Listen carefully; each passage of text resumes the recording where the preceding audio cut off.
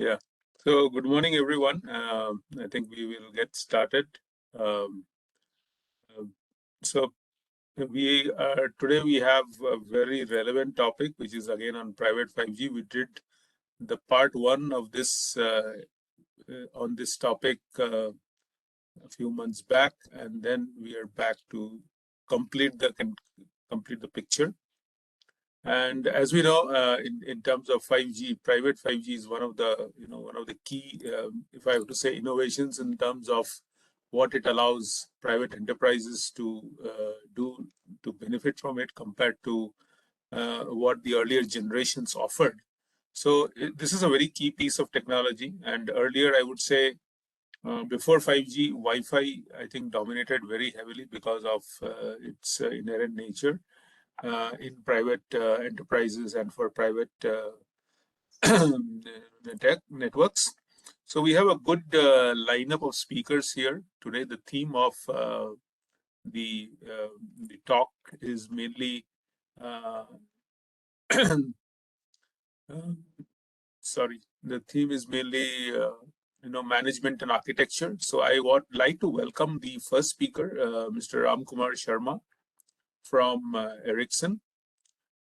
Just a brief introduction for Mr. Ramkumar Sharma. He's working as a senior AI technical product manager at Ericsson. He has over 12 years of experience in the telecom domain and product management spanning around O-RAN, 5G NR, LTE Advanced, 3G technologies.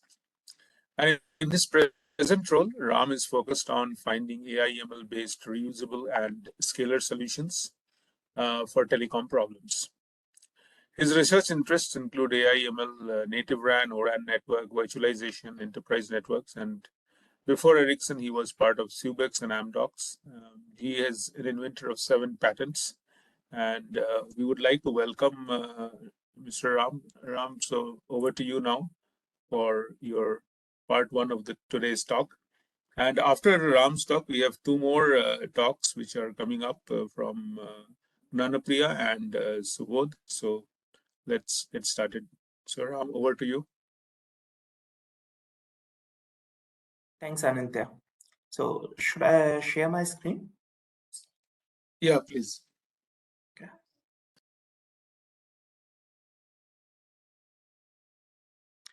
Please let me know once the screen is visible. Yeah, it is coming up. It's taking a bit of time, but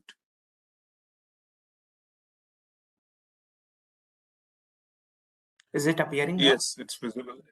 Okay. Yes, it is appearing. We can get started. Yeah. Thanks, Anindya, for setting up the context. And good morning, everyone.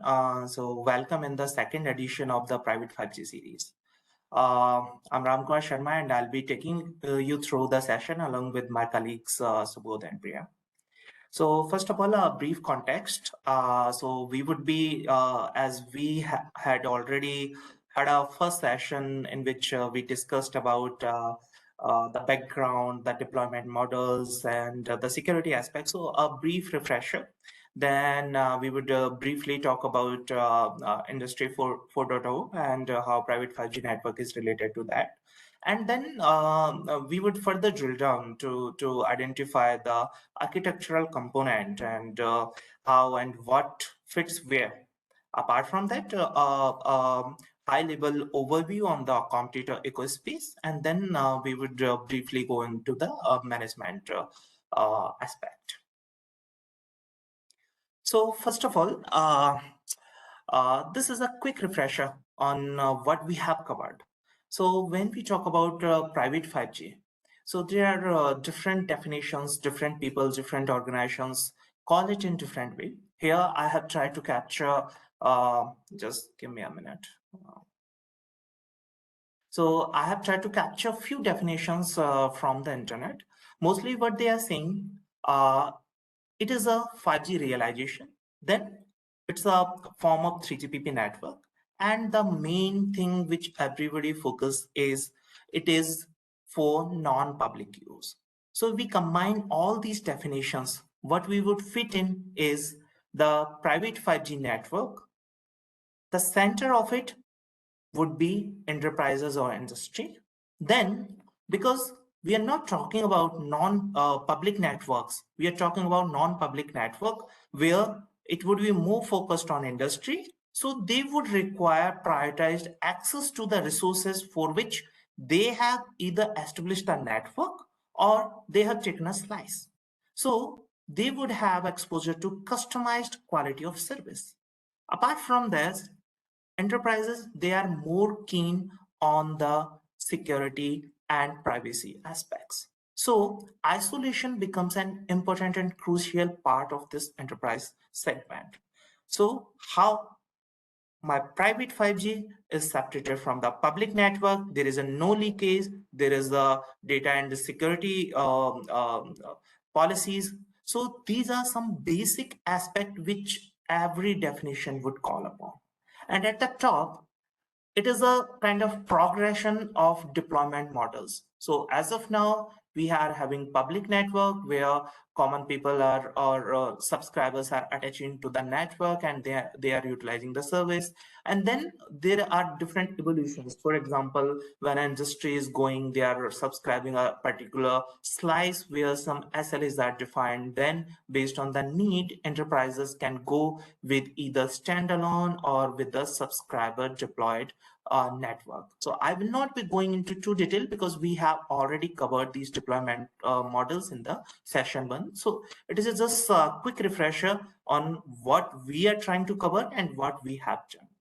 So moving on.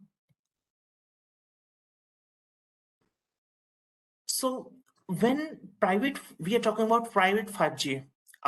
So the term which repeatedly comes is Industry 4.0. So when I started exploring enterprise networks, so I was having hard time. What is the Industry 4.0? So I thought of bringing it up. So Industry 4.0 is nothing but fourth industrial revolutions. So we see the timelines of industrial revolutions. It started way back in 18th century when the steam engine was invented and the mechanization of the processes started. Then in 19th century, with the electricity and assembly line, that was the second industrial revolution. And third industrial revolution we can call in 20th century when computer and computer-based processes was there. Then when we are talking about Industry 4.0, that is the current industrial revolution which we are talking about. Now, this industrial revolution is just not limited to a few assembly line or few autonomous processes. But what we are talking about, zero touch automation, the highest intelligence, AI and ML associated processes. So moving into Industry 4.0, these are some of the use cases and these are some of the use cases and the enablers. So in Industry 4.0, big data, I'm highlighting the main connecting point to the private 5G. When I say big data, Internet of Things, cloud computing, these are some of the requirements which Industry 4.0 would be having. And associated to these requirements, there are some associated challenges as well. First of all, when we are saying Industry 4.0, it should be scalable. When I say scalable, based on the demand of today, it shouldn't be limited to fulfill the demands of tomorrow. Because as of now, the industry segments are quite dynamic. The demands may increase in future, but the deployment of today shouldn't limit and hindrance the functioning of my Industry 4.0. Apart from that, again, the data privacy, security issue, these are major talking point. Apart from that, interoperability. So whatever technology which should be enabling my Industry 4.0, it should be backward compatible, it should be forward compatible, as well as there should be seamless connectivity. There are multiple industry, for example, logistic or asset tracking. What they would be needing, they would be requiring the coverage in the local area, as well as when they move out from that industry, they would be requiring a seamless coverage so that the connectivity won't be broken. So these are associated challenges which Industry 4.0 would be having, and to address them, private 5G, when we are talking about, so there are different private 5G deployment models, which would be depending mostly on spectrum. So spectrum, it is a very scarce resource. So for the spectrum, it could be either leased from the CSPs or enterprises, they can purchase their own spectrum. For example, in India, Adani has purchased spectrum for their private 5G deployments. Apart from that, the two other aspects are ownership and management. Because in enterprise private 5G networks, there would be multiple equipments, multiple service packages. So who owns what? Based on that, the management model would evolve. And combining all three aspects, how to determine all these problem statements. For example, if it is totally on-premise equipments, enterprise are taking care of their network, then the data will not be going anywhere. So data sensitivity, data security would be enabled. Apart from that, if enterprises, they are coordinating with the public network provider or CSPs, then they can maintain their seamless connectivity and so on. So this is how my industry revolution and private 5G networks are interconnected.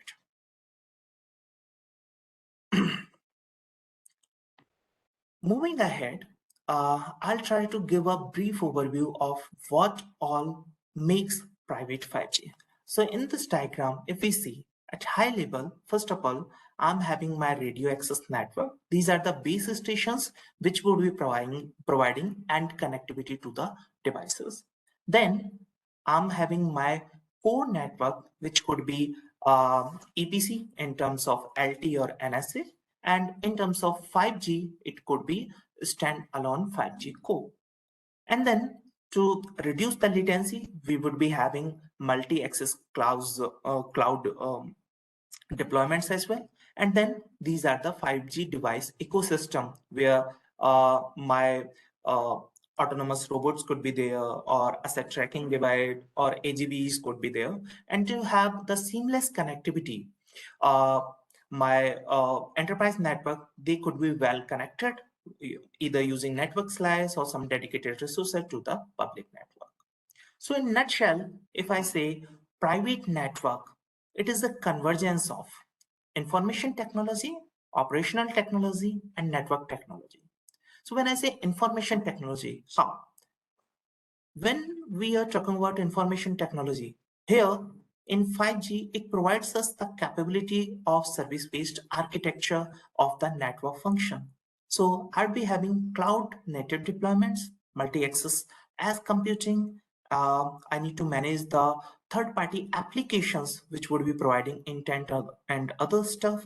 And then apart from that, we would be having DevOps-based maintenance and release updates.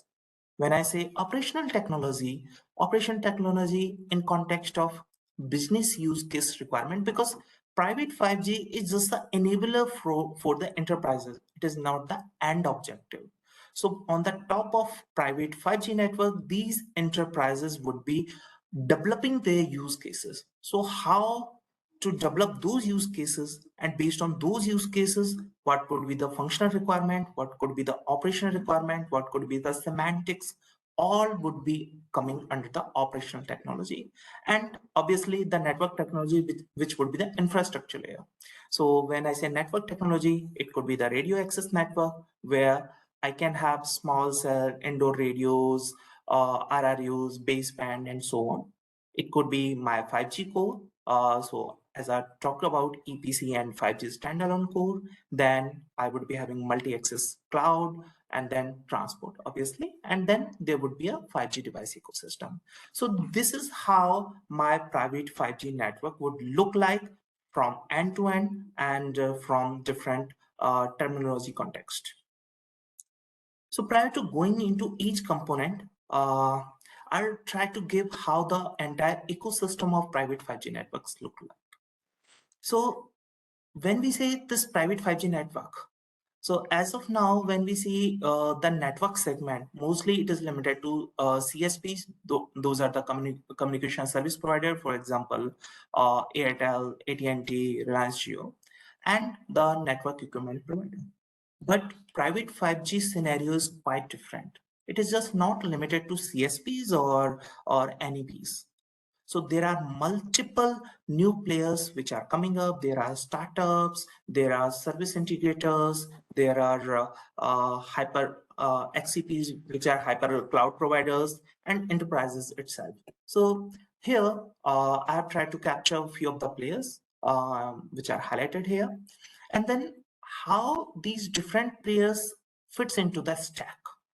So first of all, I'll try to start from the NEPs. Those are the network equipment providers. So when we talk about network equipment provider, typically it is Ericsson, Nokia, Huawei, Samsung. So these equipment providers are having end-to-end expertise in terms of hardwares. So they are having their base stations, their core network, their fibers, routers, and they are having expertise of decades. But what is lacking towards network equipment provider is willingness to work with other I'd say players, for example HCPs or even multi-vendor scenarios. Apart from that, when we fit network equipment provider in entire stack, we would be pitting them itself towards the CSPs, which are their bread and butter business. So there is a conflict of interest in that scenario. Then moving ahead towards CSPs. So CSPs, yes, they are having exposure to services to the end customers. They can work with multiple players, but there are certain things which are not working towards CSP. First of all, the initial deployments which we have observed in the industry, enterprises are not opting to go ahead with CSPs. They are going either with system integrators or NEPs directly, and then initially there is a hard time because CSPs are not reliant on just one NEP. They are having multiple NEPs. So in those scenario, maintaining a network toward the SLA becomes quite tough. That brings us to system integrator. So system integrators they are having expertise in terms of providing technical consulting, business use case development. They can work with multiple, I'd say CSPs or NEPs.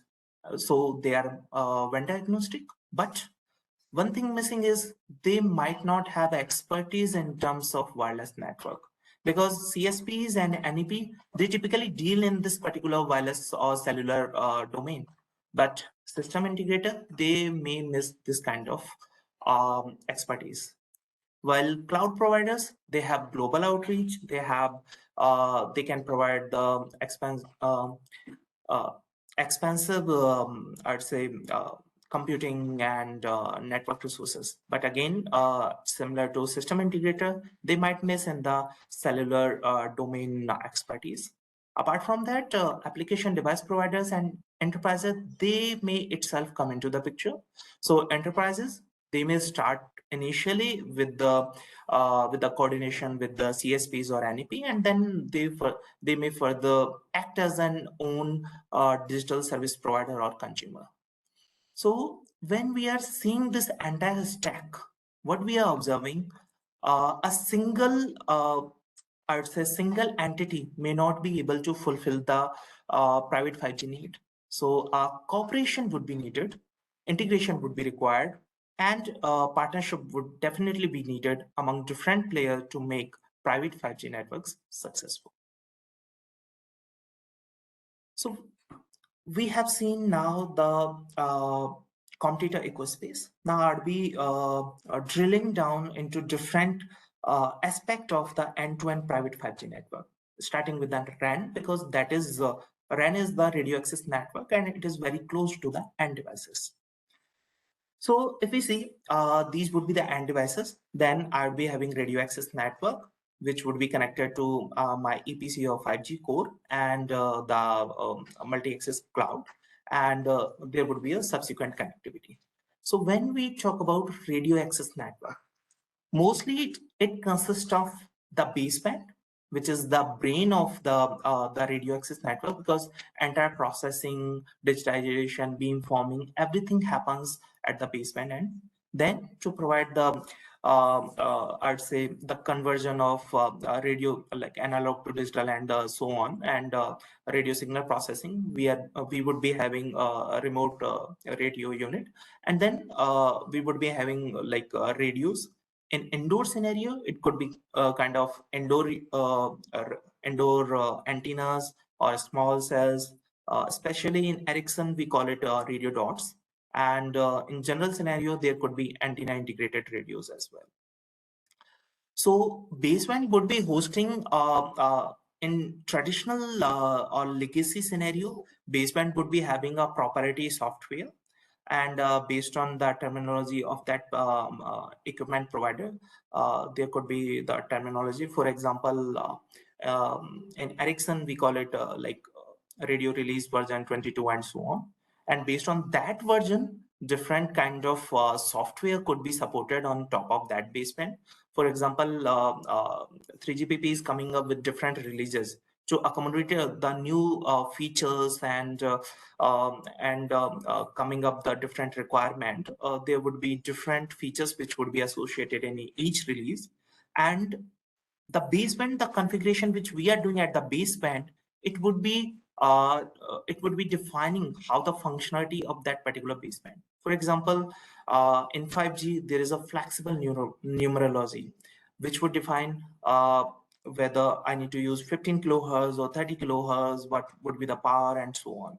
So what is the baseband configuration? What is the software version? What kind of feature? So all these combined would be deciding what would be the nature of the baseband processing, and at the end, which is the antennas, how the transmission is taking place, what kind of diversity is there, that would be the deciding pointer of deciding entity of the transmission.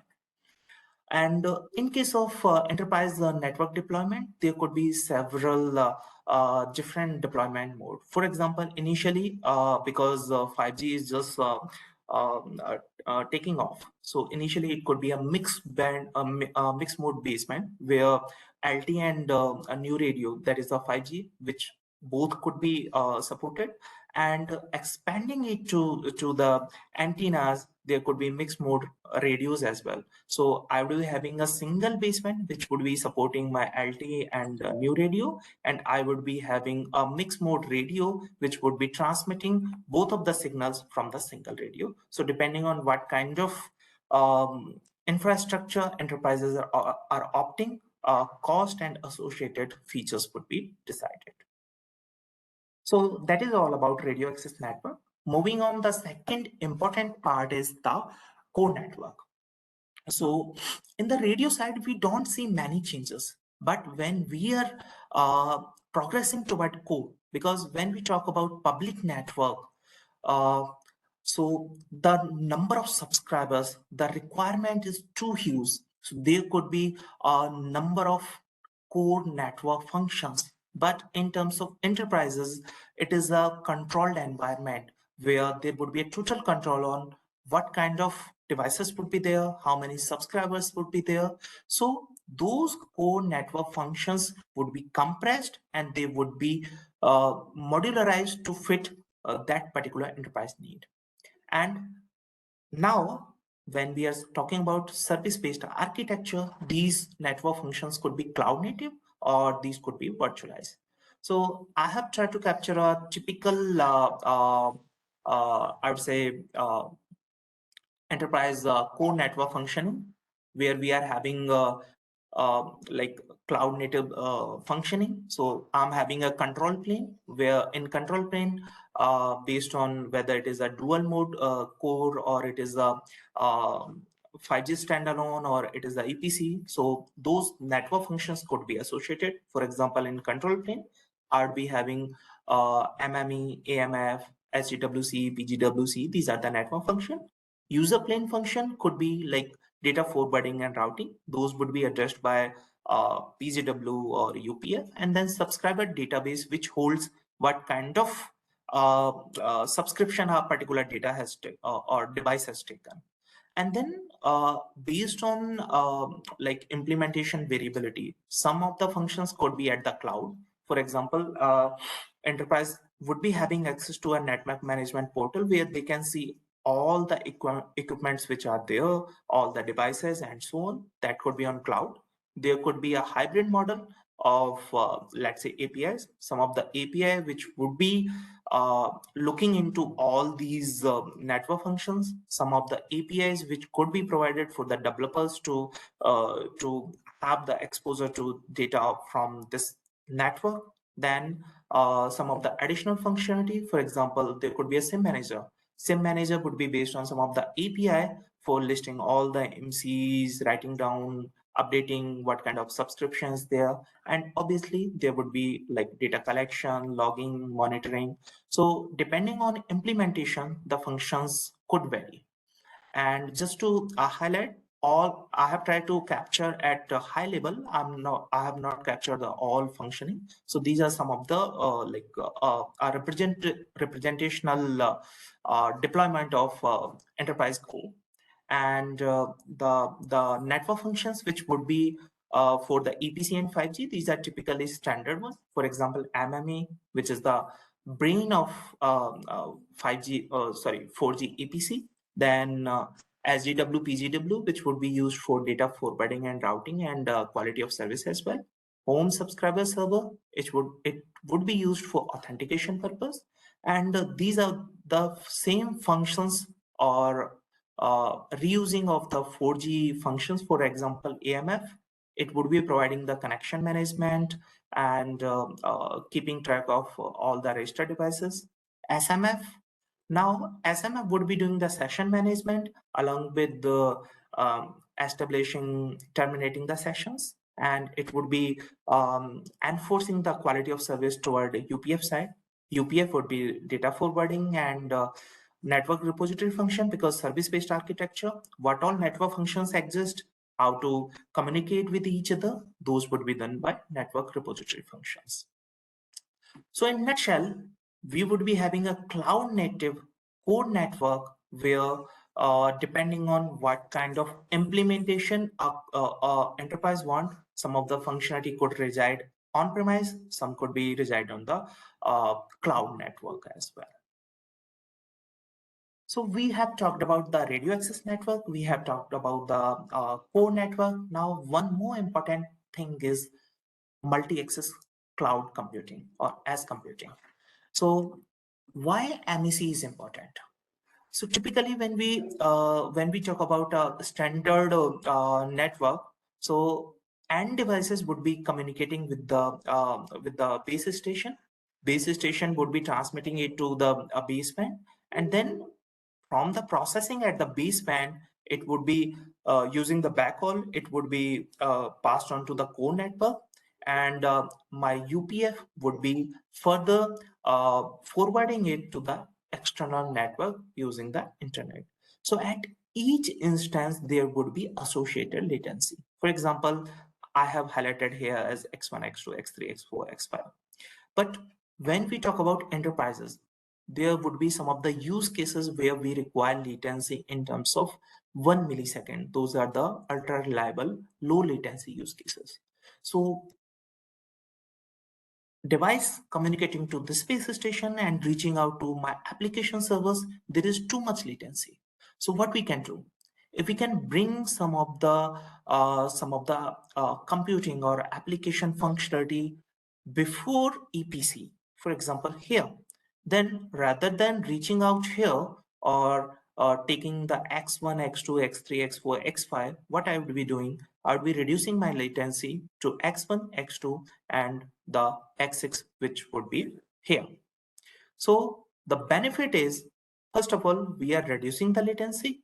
Second thing is, when we are bringing the computational and network capability toward the radio access network, these are not just dumb node.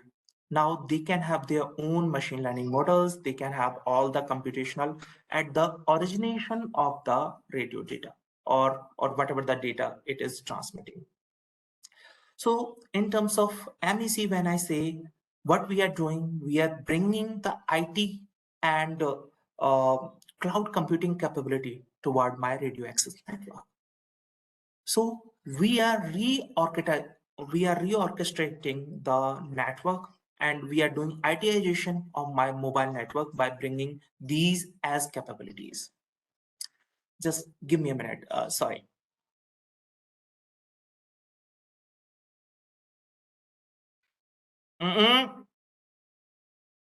So what is happening is,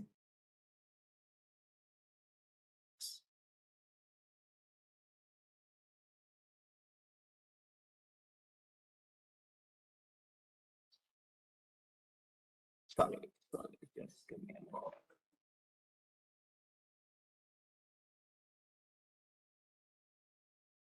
Just give me a minute, sorry.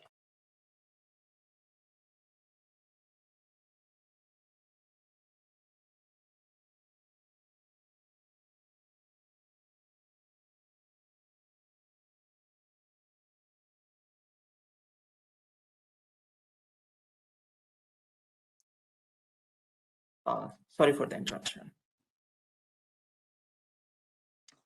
Okay, so toward MEC and toward enterprises, what does it mean is, so there could be some functionality. For example, there is a autonomous AGVs, those are automated guided vehicles, or autonomous robots which are doing assembly. So what it would be doing, rather than transmitting all the data to the core side or end server, we would be doing all the computational at the originations. So it would typically reduce the latency. It would be providing high performance, and it would provide me the data analytics capabilities as well. And here some of the standardized body, for example, it's the 3GPP forum. They are actively participating in standardizing MEC MECs, and there are from some initiations at like open source and industry alliances, for example, Cloud Native Computation Forum, and here it is 5GAA. So all these different bodies are coming up together. They are trying to standardize what could be the MEC standard, how it should be deployed in the network, in the enterprise network, what interfaces could be there.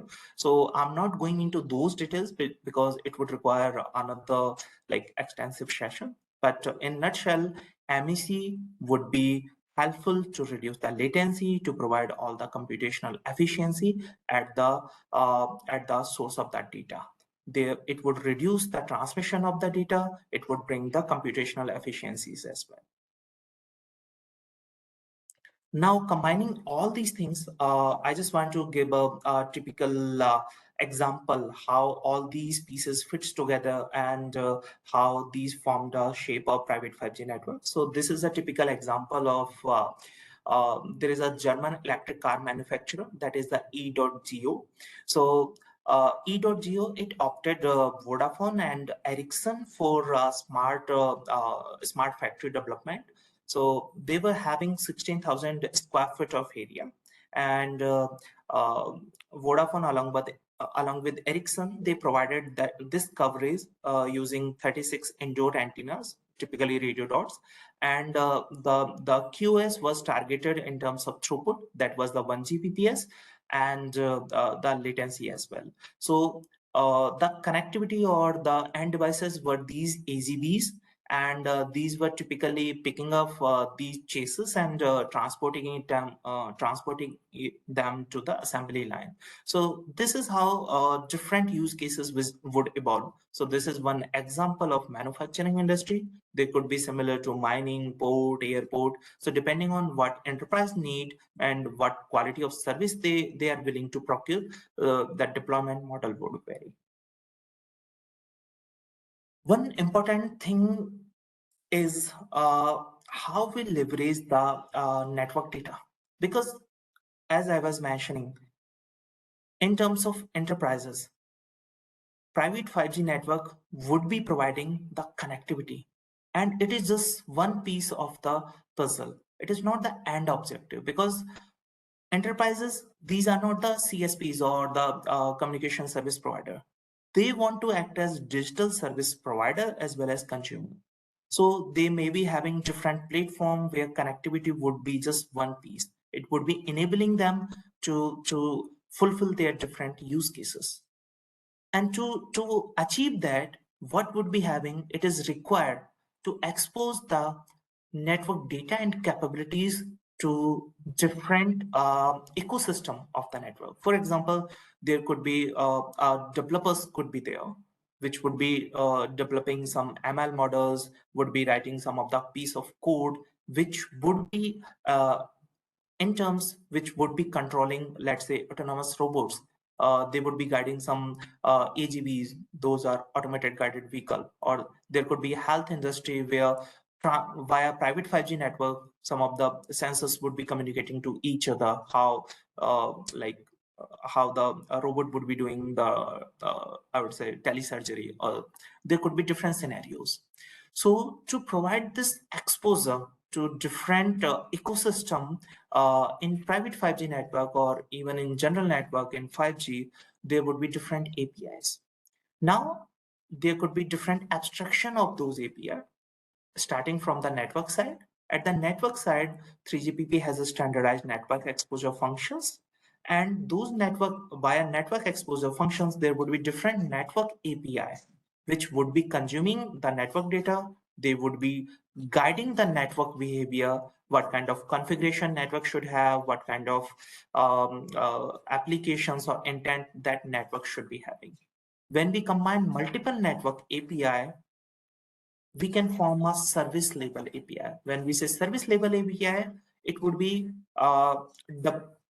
at the network level, we are talking about 3GPP language, while at the service level, we are talking about developer language. When I say developer language, because enterprises, they require customizable quality of service. So when I say customizable quality of service, depending on how many devices are there, how crucial their functioning is, how they are behaving, enterprises want control on the behavior of those devices. So here, typically my developer could come, they can define their rule, which would be ultimately converted into the communicating using network API to the network functions. So typical examples of service API could be, for example, slice selection APIs, quality of service management API, network monitoring API, or in initial scenario, I could say MC management API or APN management API. So MC management API, what it could do, what all MCs are used in my network, listing them, updating them, and do the required changes. Similarly, associated to that MC, what all APNs should be provided, what kind of service a specific end device is expecting in that controlled environment. All these could be controlled using different API. And there could be API gateway, which would be providing access to different, I would say, ecosystem, for example, app developers, hyperscale cloud providers, or operational technology development platform. So based on this exposure, different kind of, I would say, with the data integrity and security aspect, these different players can come. They can have a controlled access to different kind of data, different kind of development environment, and using this, they would be ultimately able to reach out to the network and deploy the end objectives. So this is how API would be segmented, would be important in enterprises network. So we have seen different components of the network: radio access network, MEC, core network, APIs. Now let's have a quick look how the management would take place in those enterprise 5G networks. So quality of service, there could be different criteria for these quality of service. It could be throughput, it could be latency, it could be jitter, or availability, which would be going beyond 99.999. So based on use cases, enterprise can decide what would be their quality of service criteria. And based on those criteria, because we discussed that enterprise, they would be having control on how many devices are there, what kind of devices are there. They would be able to write down their own MC. They would be able to define the access point name or APNs for those devices. So enterprises, they can define the classes of different devices. Based on those classes, they can associate different quality of service class indicator. Those are QCI and 5QI. So for example, an robot, autonomous robot, which is doing assembly, it would require higher throughput, it would require lower latency. So they may be associated with those kind of quality of service characteristic. So enterprises, they can explicitly define what kind of QoS a specific device would be having. And based on these QCI and 5QI criteria, the radio resource scheduling and prioritization in terms of network slicing or what kind of scheduling, like there would be a buffer where data has to be transmitted. So which device would be prioritized in terms of data transmission, in terms of preemptive actions. So those would be taken. Now, when I'm talking about QoS management from end to end in terms of 3GPP network, all these devices exist. For example, UE, then I would be having my base station, UPF, that is the user plane function. These are the control plane functions. So typically QoS, those would be three label decision criteria. One is intent-based QoS decision, then distribution of those QoS, and then whenever application label data is coming, filtering that data and transporting it back. So UE would be the UE and UPF, those would be responsible for like if IP flows are coming, how to map them to QoS flow and assigning the quality of service, and then transmitting in the uplink and downlink. While intermediate node, for example, my base station or AMF, UDM, all these would be helpful to enforcing them, what kind of quality of service would be required. So this is a typical architecture which is standardized by 3GPP and is still translated toward the private 5G network side. So because I'm having less time, so I'd be covering quickly what all management would cover. So in operational and maintenance, enterprises, they would be more interested on how the network health is, underlying how equipment, how they are behaving, what kind of software, whether it is up to date or not. And to have that, there would be different aspects. For example, alarm monitoring, then SLA monitoring, how the KPI, KQIs are behaving, what kind of user are accessing that data, and root cause analysis and drill down. So this is where my data analytics would play an important role, because enterprises, they may or may not have expertise to manage these network.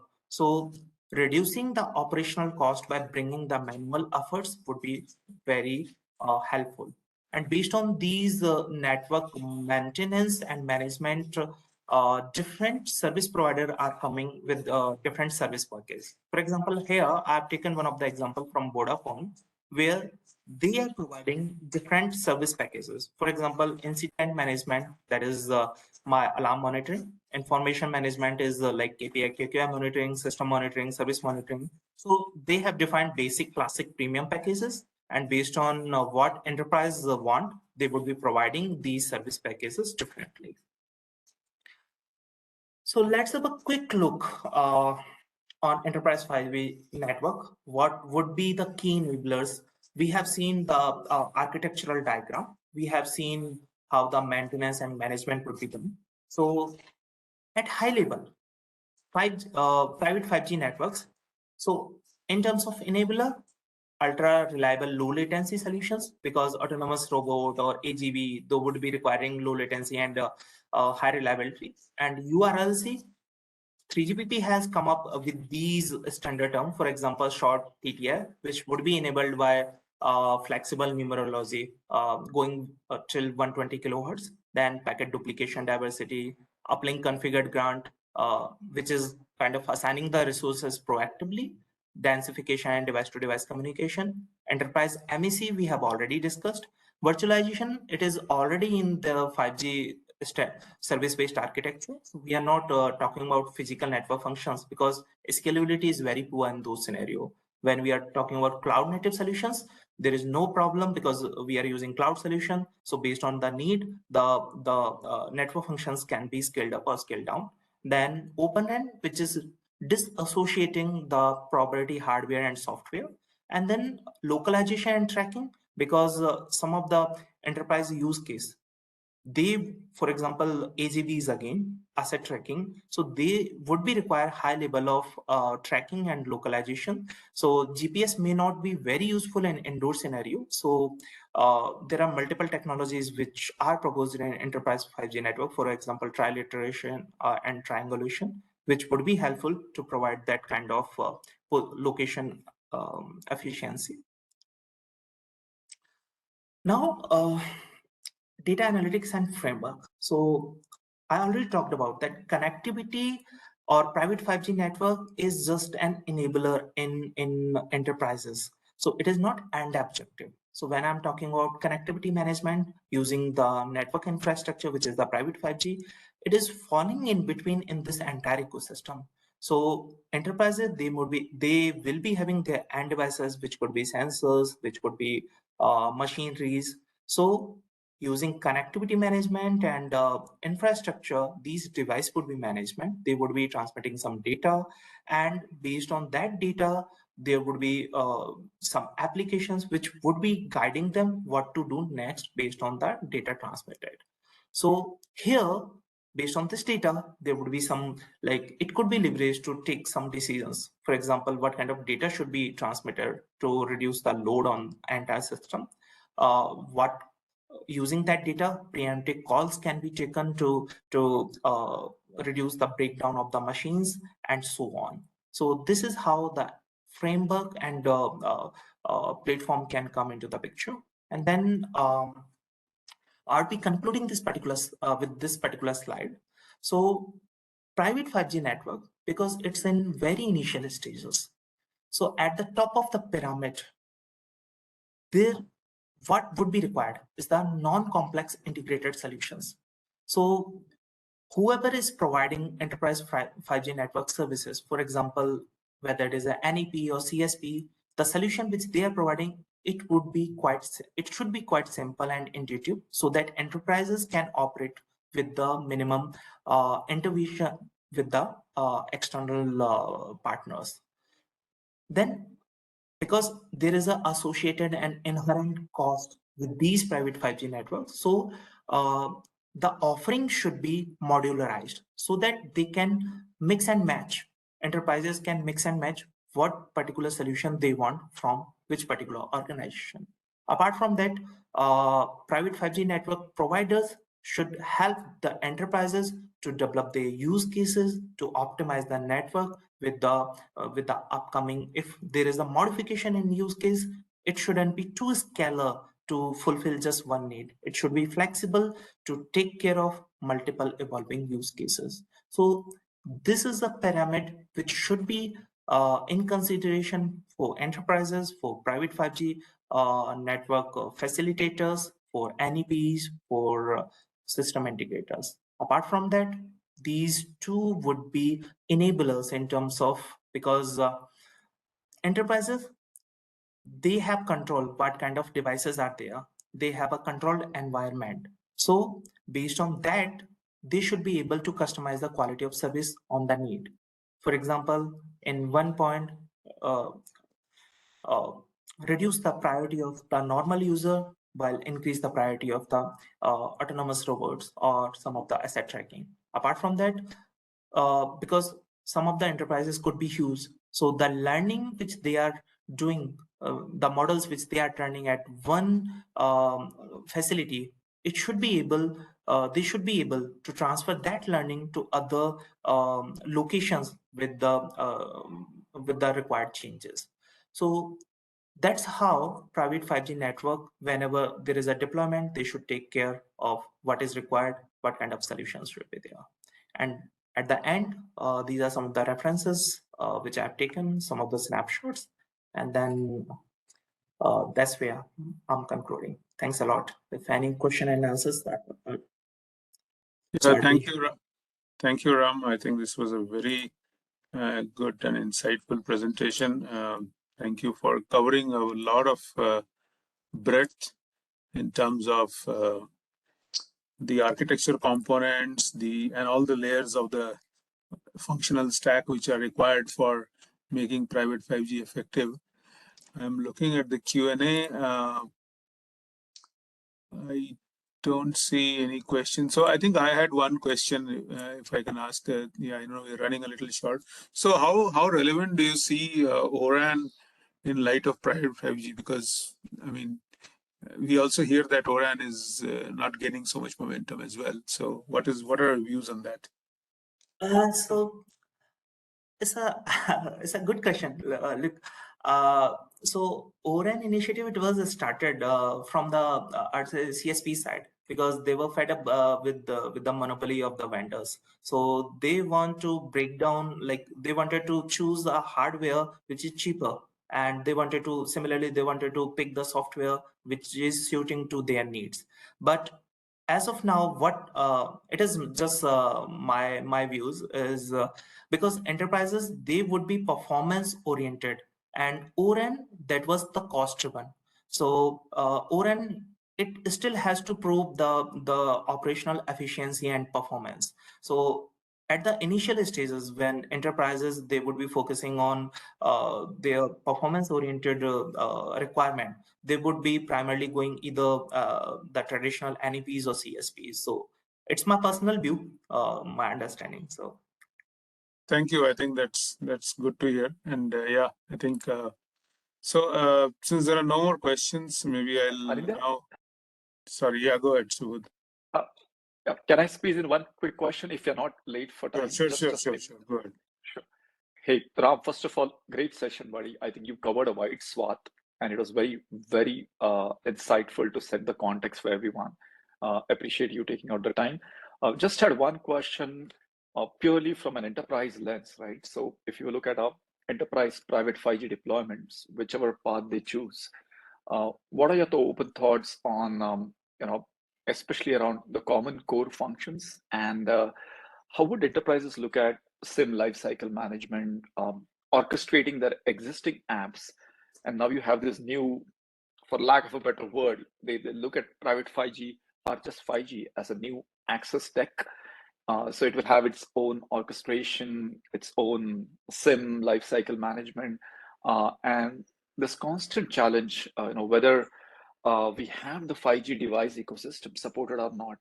And so how will the final journey from a NSA to an SA private 5G enterprise happen?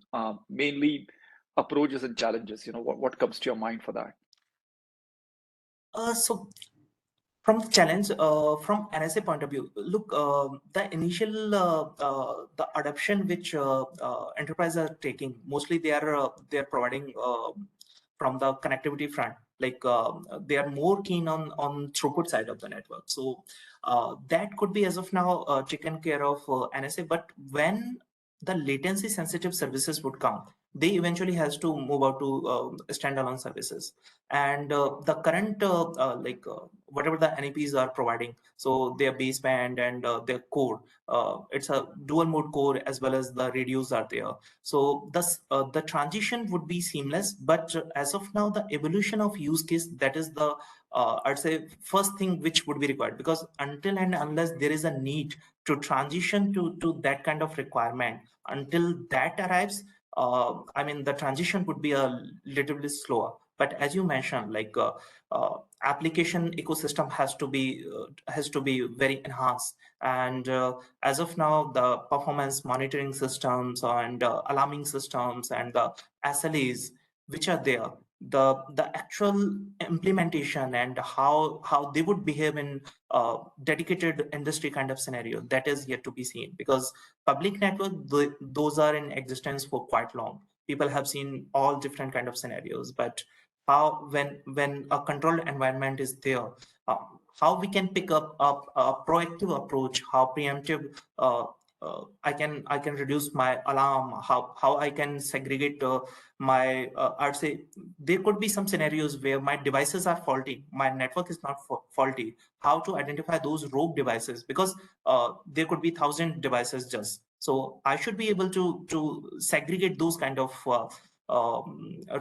use cases. So that should be in place when we are talking about a mature enterprise network. Yeah, fair point. Absolutely. I mean, I think it's a wonderful opportunity too, if you ask me. Absolutely. And I second what you said. I think for enterprises, how do you, I'm assuming the ecosystem is in place for the devices, how do you do the seamless integration for AMF, SMF, UPF from an enterprise perspective? Just have a dashboard so that everything can be looked upon nice. Very keen to see action in this space. And I think what you shared did give us segues for all of us just to munch more on it. Thank you, buddy. Yeah. Thanks, Subodh. Thanks. Thank you, Subodh, for the great question, and thank you, Ram. I think so. We'll move on to the next speaker, Gnanapriya. So I'll just introduce briefly. I think Priya is Associate Vice President, Unit Technology Officer, and Global Head Technology and Architecture Practice, Communications, Media, Entertainment, Energy, Utilities, and Service Business Units. She has 29 plus years of experience in telecom and IT. She contributes to the strategy and drives technology adoption for a lot of businesses globally.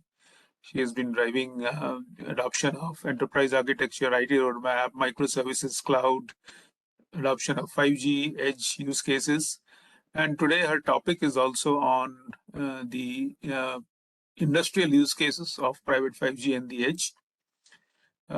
She has won a lot of accolades.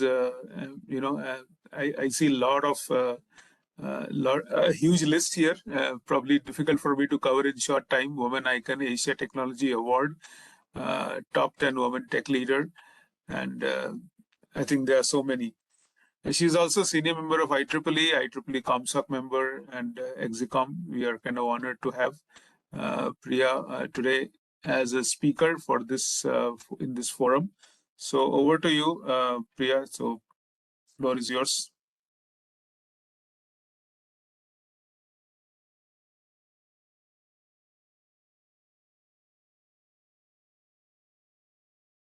Priya, you are muted, actually. Hello, you're able to hear me now? Yes. Loud and clear. Yeah. Thanks, Anindya, and hello, everyone.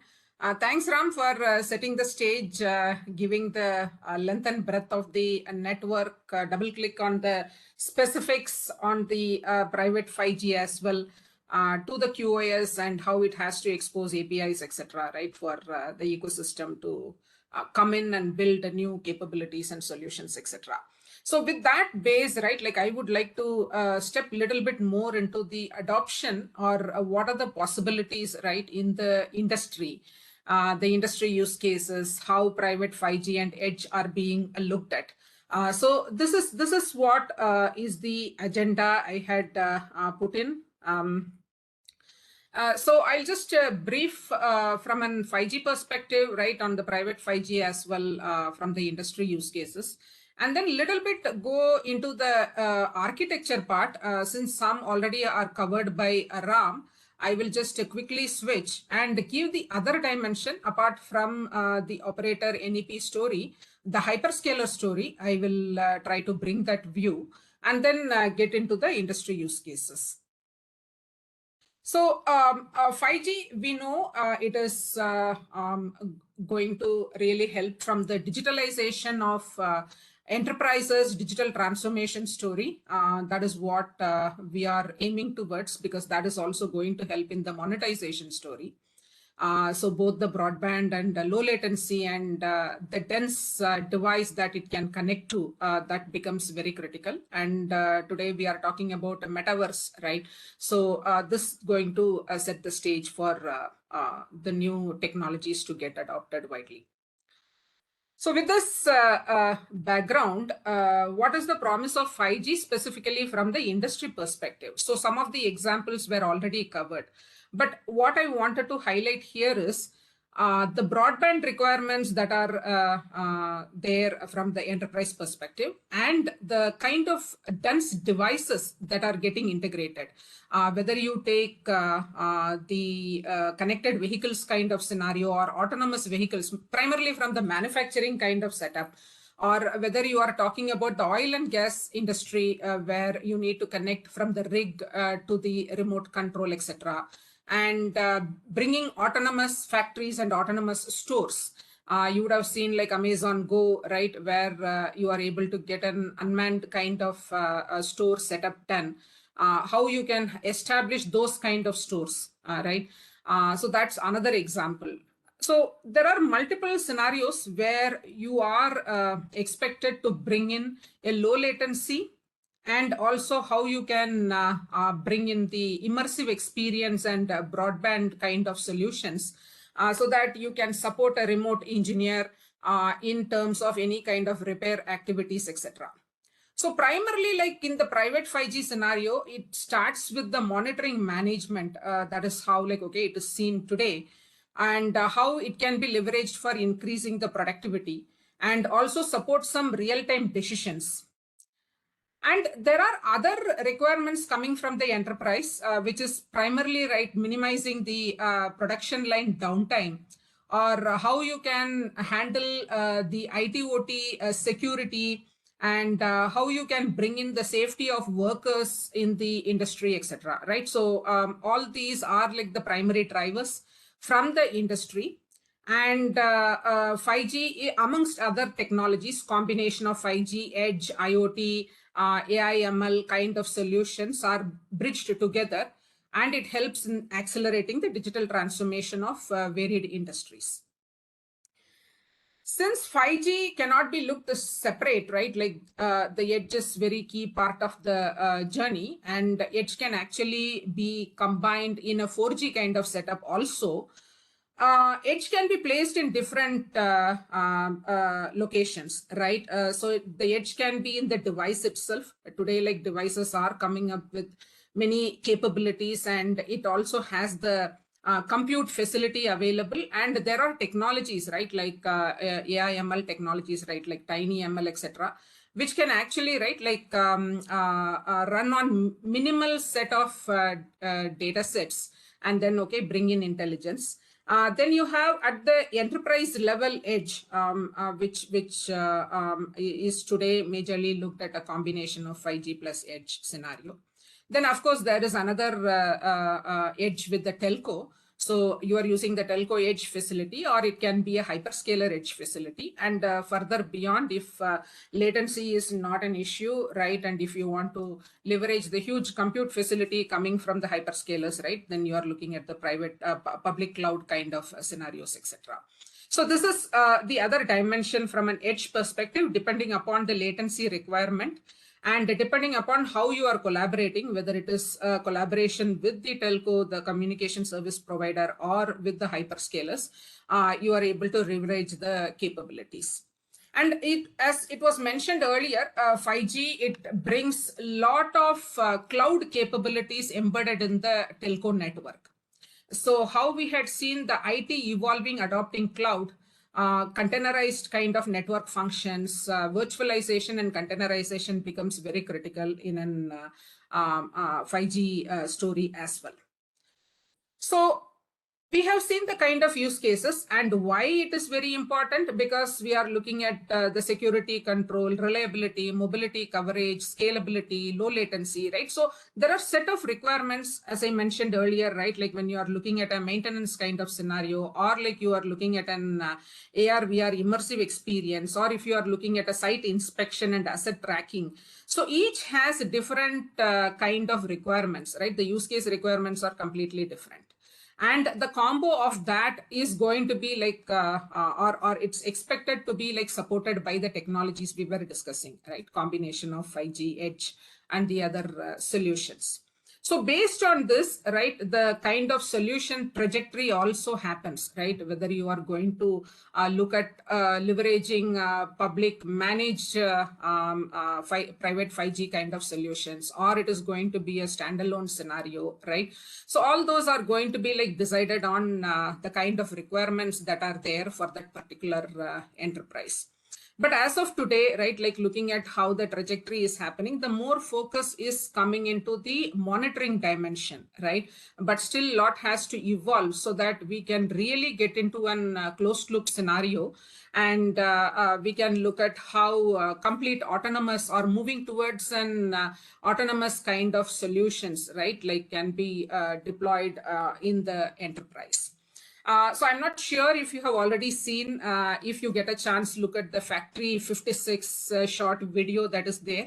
So you can see how the factory of the future, right, a complete autonomous factory, if it has to be set up, a combination of 5G, the local Wi-Fi scenario, and additionally with the IoT, all combination of technologies supported by AI ML techniques are actually, right, like helping in setting up those kind of complete autonomous enterprise manufacturing setup.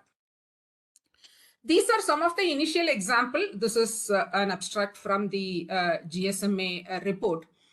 So how operators have collaborated with the enterprises in establishing these kind of networks, whether it is a public driven or operator driven network, or it is like setting up a complete private networks or combination of private public hybrid kind of solutions, etc. So these are some of the initial examples that we can see, and it is evolving a lot. Everybody is experimenting, right? Whether to work with the NEP kind of setup, private 5G setup, or like whether you collaborate with the hyperscaler, because hyperscaler today, right, like with more of 5G and edge, it is a lot of collaboration and innovation is what is being looked at. Everybody tried in different their own way, but the market actually, right, like looks at everybody to come together, right, as it was highlighted earlier. It is not just only the NEPs, hyperscalers, system integrators, right? So it is opportunity for everybody to actually come together and contribute, and that is how like the innovation happens, right? And adoption also is very important, right? Because that is where like, okay, more and more of investment will happen in the network expansion as well. So that is why it becomes very critical, and that is how like we see how vertical industries are in their digital transformation journey, and how these technologies can help accelerate that. In the last 2 years of pandemic, the digital transformation has evolved a lot, and with this kind of technologies coming in, it becomes very critical. And of course, the key for the enterprise is also to look at what is the business case and the ROI, and what are the critical use cases that really requires this kind of technologies to be adopted. So that is where like, okay, a lot of debate happens, and as of now, it is more from a monitoring perspective that is being like looked at. So from the architecture perspective, there has been already a lot of discussions has happened, so I will quickly like run through this. So the spectrum for the enterprise, they can use the unlicensed spectrum, or like, okay, that specific spectrum like the CBRS in the US, and there are other kind of guidelines coming in from the Ofcoms and TRAIs of the world, right, on how you should look at the private setup scenario. And it can be an MNO spectrum, or it can be a leased spectrum coming from different parties, etc., right? Or it can be like spectrum sharing that can happen between operators. So these are the different possibilities from a spectrum perspective. And here in a private setup, so it has that entire, this is an architecture where like, okay, you have the entire setup available in the enterprise, including the MEC, right, or the edge compute capability that is available. And this is one architecture, there is no sharing. And this is in general, right, operator providing a 5G network service, and how that can be actually taken up by the enterprise. And how, if we want to look at a RAN sharing kind of scenario, So how in a private mode, how it works, and if you are going to do a public mode, how it works. Because many a times this radio deployment is very key, right? And that can be done in the enterprise, and they can use the services of the operator, right? So that is another kind of option that is available. And in that case, like, okay, how the flows happen and how the specific slices are also taken up, and how the slice interworks, etc. And this is where, like, okay, like a lot of architecture designs and the nuances are to be looked at, right? How slicing needs to be like taken care, and how like roaming needs to be looked at, and if there is a fallback to the LTE kind of setup is required, right? Like how those needs to be addressed, etc. So there are like different nuances which needs to be like looked at. And this is again, right, like how you are looking at a radio, and also the CP sharing that happens between the private and public network, right?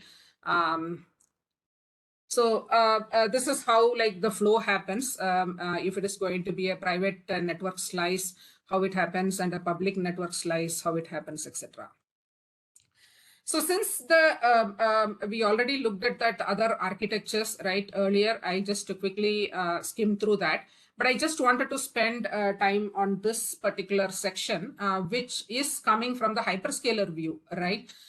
So how they are already like setting up these kind of network capabilities available, and how they are bringing in that cloud native capability, because that is the expertise, right? Like they had been bringing for the cloud native and cloud migration kind of stories earlier, and how that is now taken further for the telco network or the telco cloud kind of scenario.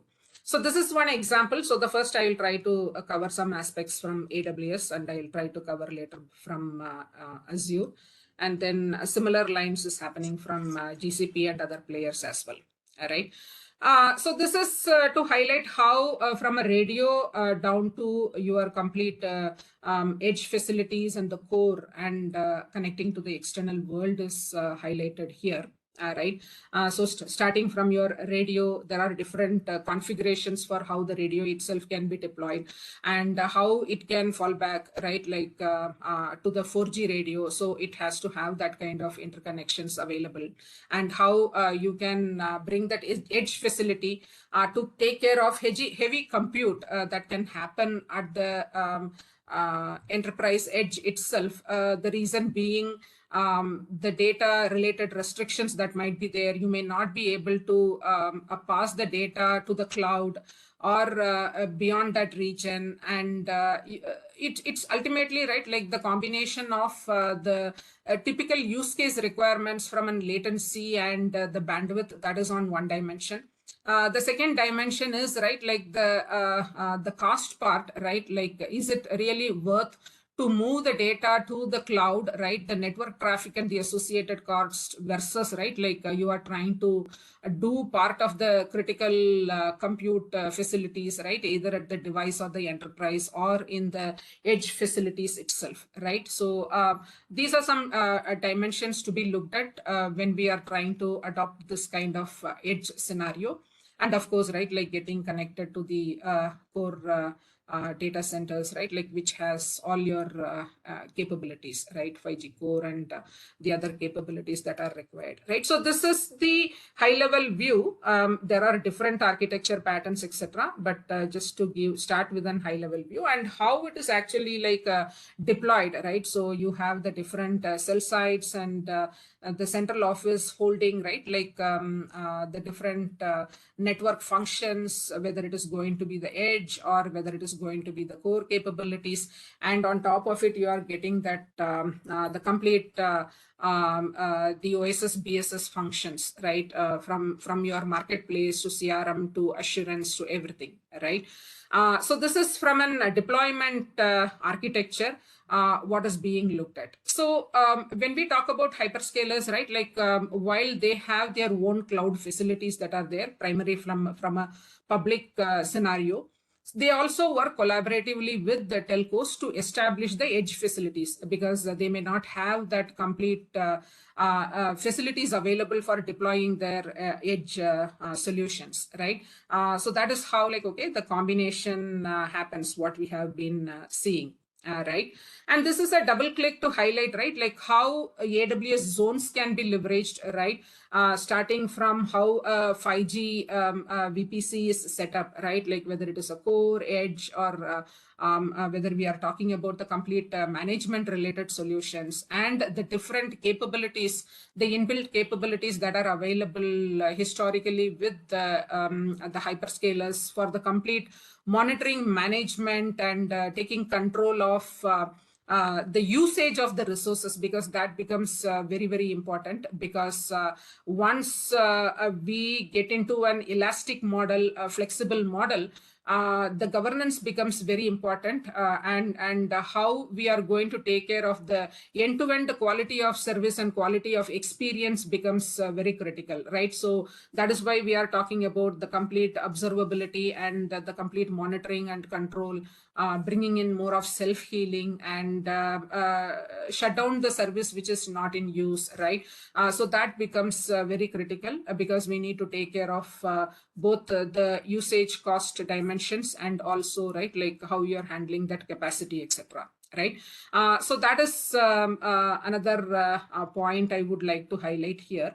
And it's all right, like microservices, service-based architecture is what we are looking at, right? Like you can see all this either can be an virtualized network functions, or the containerized network functions that are there. Which can be like deployed depending upon the requirements that are there for the specific use case, right? So if it requires a particular slice of EMBB or URLLC, right, like what kind of capabilities are required for that, and what's the capacity that exists, and what more needs to be spawned off, etc. Right? So that kind of views are brought in here, and we can look at how the overall management is also being looked at, right? So, for example, if you look at enterprise workloads as well, so that is where I'll touch upon little later from an management perspective. But hyperscalers are also looking into how industry clouds can be like built, right? And which also includes the complete management layer beyond what is highlighted here, right? Like in the main block, right? So you are seeing that OSS, BSS, VPC story. And this is also something, right? Like they have collaboration similar to like NEPs, right? Like they also have collaboration with the ISVs, right? And looking at building the industry cloud, right? So this is on that how you are looking at the AWS zones and how you are trying to deploy the capabilities, right? So with this, similarly, like, okay, you can look at from an edge perspective as well. So there are different variants, right? Like so they themselves have the edge facility, right? Like which is wavelength. And you can also, right, like take the outpost and have your MEC applications deployed on top of that, right? So there are different ways in which like the edge can be realized. So this is another view on how the edge compute can actually be put in, right? And one of the key part, as I mentioned, right, like this is cloud native kind of story that is coming in. So the complete build process is also like integrated with the setup, right? Whether you want to do that complete CI/CD build for that entire setup, whether it is the 5G full setup or whether it is going to be the edge specific setup, etc. So you can make it so infra as a code, right, at every layer, right? Like how you can templatize and have everything like done through your Helm charts or like, okay, the standard templates that are available, right? So all those things are being like supported. Right. And from a larger management and orchestration perspective, right, like from resource configuration, monitoring, and so many things, right? So these are some of the capabilities, right, like that are coming as an out of box scenarios, right, like from the hyperscaler facilities that are there. And further, right, like extended orchestration can also be looked at. For example, end-to-end service orchestration, if you are looking at, it can actually cover not just only the infra layer, right? It has to look at what kind of workloads are also applied on top of the private 5G or edge facility, right? So you need to have the different kinds of edge apps or different vertical apps that are going to be leveraging these technologies also to be like orchestrated, right? So it's an end-to-end orchestration also to be looked at, and how that can be stitched. So that I'll try to highlight as we go forward when we talk about the specific use cases also. And this is like different models of the deployment. So this is an hybrid deployment model, right? Like where you have multiple enterprises, right? And you are having the edge facilities common, right? And the core is actually, right, like getting into the AWS core setup, right? So telco edge and the AWS cloud setup is being like looked at, and the edge is actually like built with the Outpost, right? So this is one architectural view. And if you are looking at a local deployment at multiple sites, right? So you are having the radio at every enterprise, right? And then the similar kind of architecture comes into picture here, right? The other model is right, like local deployment in the single enterprise itself, which means, right, like you are having the radio and the complete setup, right? The private 5G kind of setup is there in the enterprise itself, right? So this is another architectural view. So depending upon the kind of use case requirements, how much depth they want to go, right, and own. So that is how, like, okay, the collaboration happens. So this is a view from the AWS front. So I want to switch gears to Azure. So Azure also has like, okay, like similar kind of ecosystem. So they have collaboration with NEPs and other ISVs, etc. So they're also, right, like huge set of ready platform components are available, right? So which starts from your edge facilities, completely like the containerized storage with story with the Kubernetes service, etc. And you have like whether it is a 4G functions or the 5G related functions and how it can interwork, etc. And the complete management layer at the top, right? So this is at a higher level, right? The components of the Azure private 5G stack. So now, like applying that to specific scenarios, right? So here we are talking about this specific healthcare facility, right?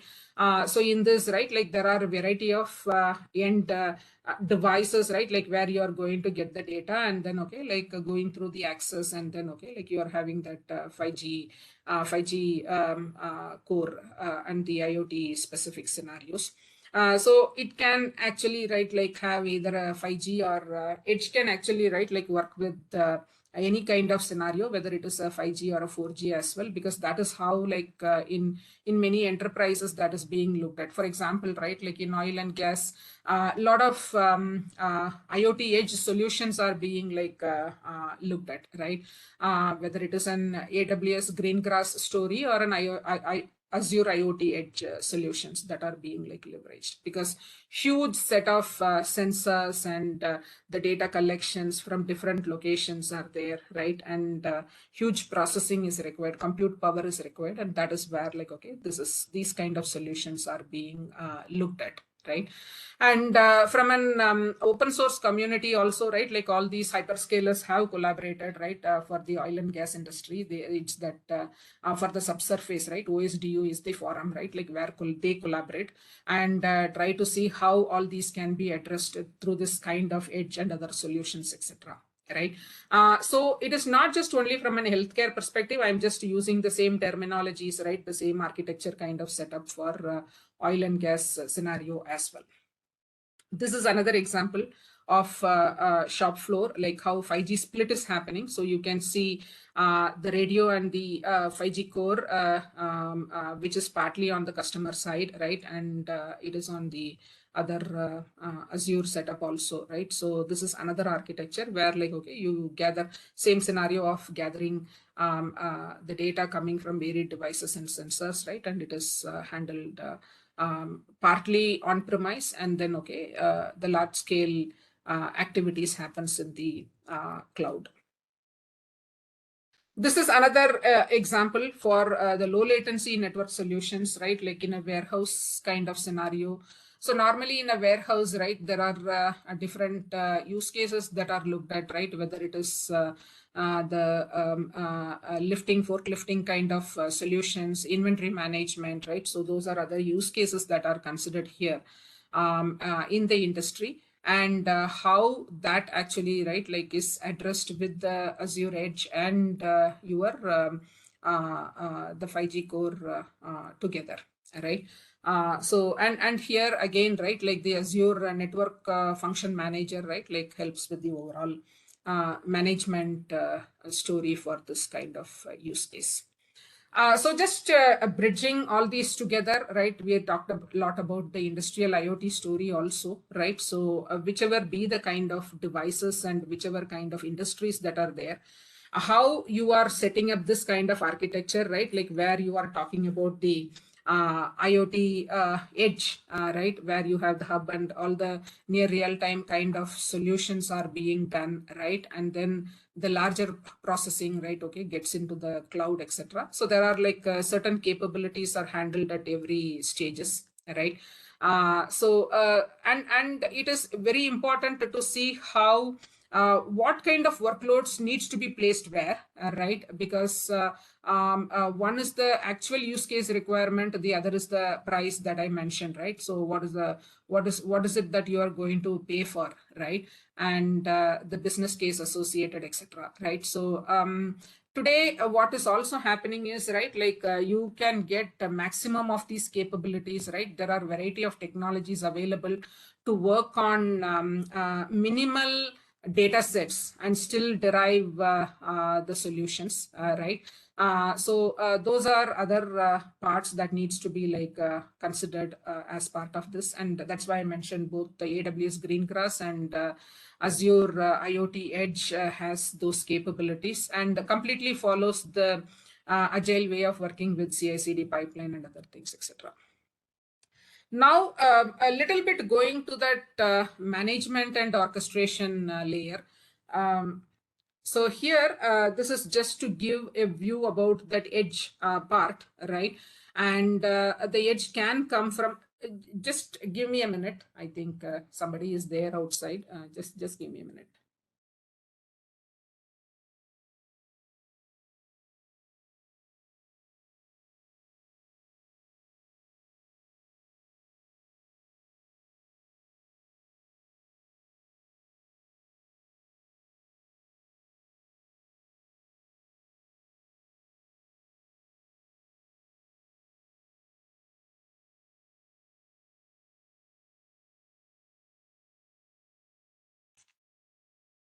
Yeah, sorry for that. I need to actually step out 2 minutes for collecting the courier also, but I'll just continue till he comes.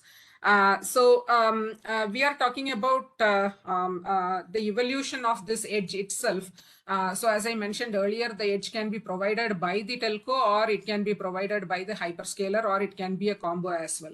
But net, the idea here is, right, like how the fundamental networking is taken care, right, irrespective of whether it is coming from a telco or telco which is set up with the NEPs, or like, okay, it can come from the hyperscalers. The basic connectivity part needs to be like taken care, and the key is on the how you are addressing the orchestration and management. Just hold on here.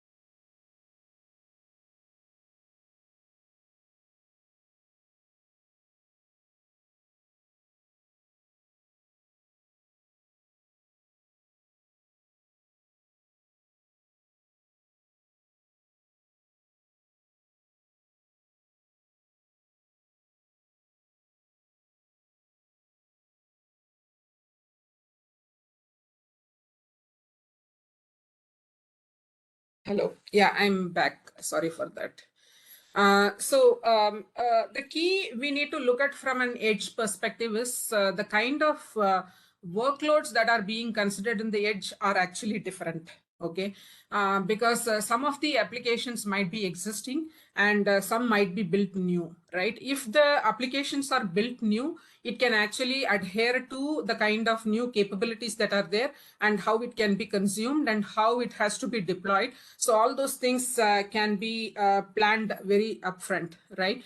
But if you consider the existing applications, the applications can be completely tied up, right? Like, so it comes from an infra plus the complete applications, everything can be like available in a box, right? Or they may just require an edge infra, right? And they can actually deploy their own applications, etc., right? Or other scenario is they need it as a complete managed services. So there are variety of flavors that are there when we are trying to deploy the edge. So this is what we have envisioned when we try to do multiple such use cases. So that time what we had also figured out is not one solution can fit all scenarios.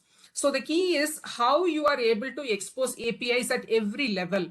That is where, like, okay, seamless onboarding can happen. See, you can, what we have seen in the past, right? Like the cloud native capability or moving into the CI/CD story helps actually in doing things much better, faster, etc.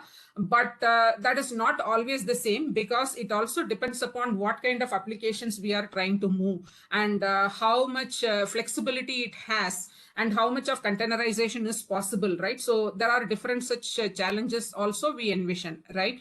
So that is why APIs at every level is becoming very critical. If I have an application which just requires the infrastructure, I should be able to still run it on my edge. Or if the application requires an end-to-end managed services, I should be able to do, right?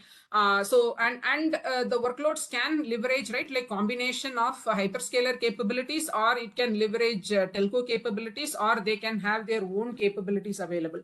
So how all these pieces are to be looked holistically, and how that deployment needs to be looked at is very important. For example, we'll discuss in the specific use cases also. For in the case of, say, retail stores, right? If you want to set up, right? So in that case, if the retail store is a single store, if the retail store is a chain, or if it is going to be geographically placed, right? It's a global store or whatever, right? So then your overall collaboration with that particular enterprise and how you are going to leverage your edge and the associated 5G or the 4G kind of combination is very, very important, right? And can I make it completely automated, right? Or towards full automation can I move towards, right? So that is what, like, okay, like we try to look at, and that is where, like, we leverage how the marketplace are there and how these capabilities can be stitched together,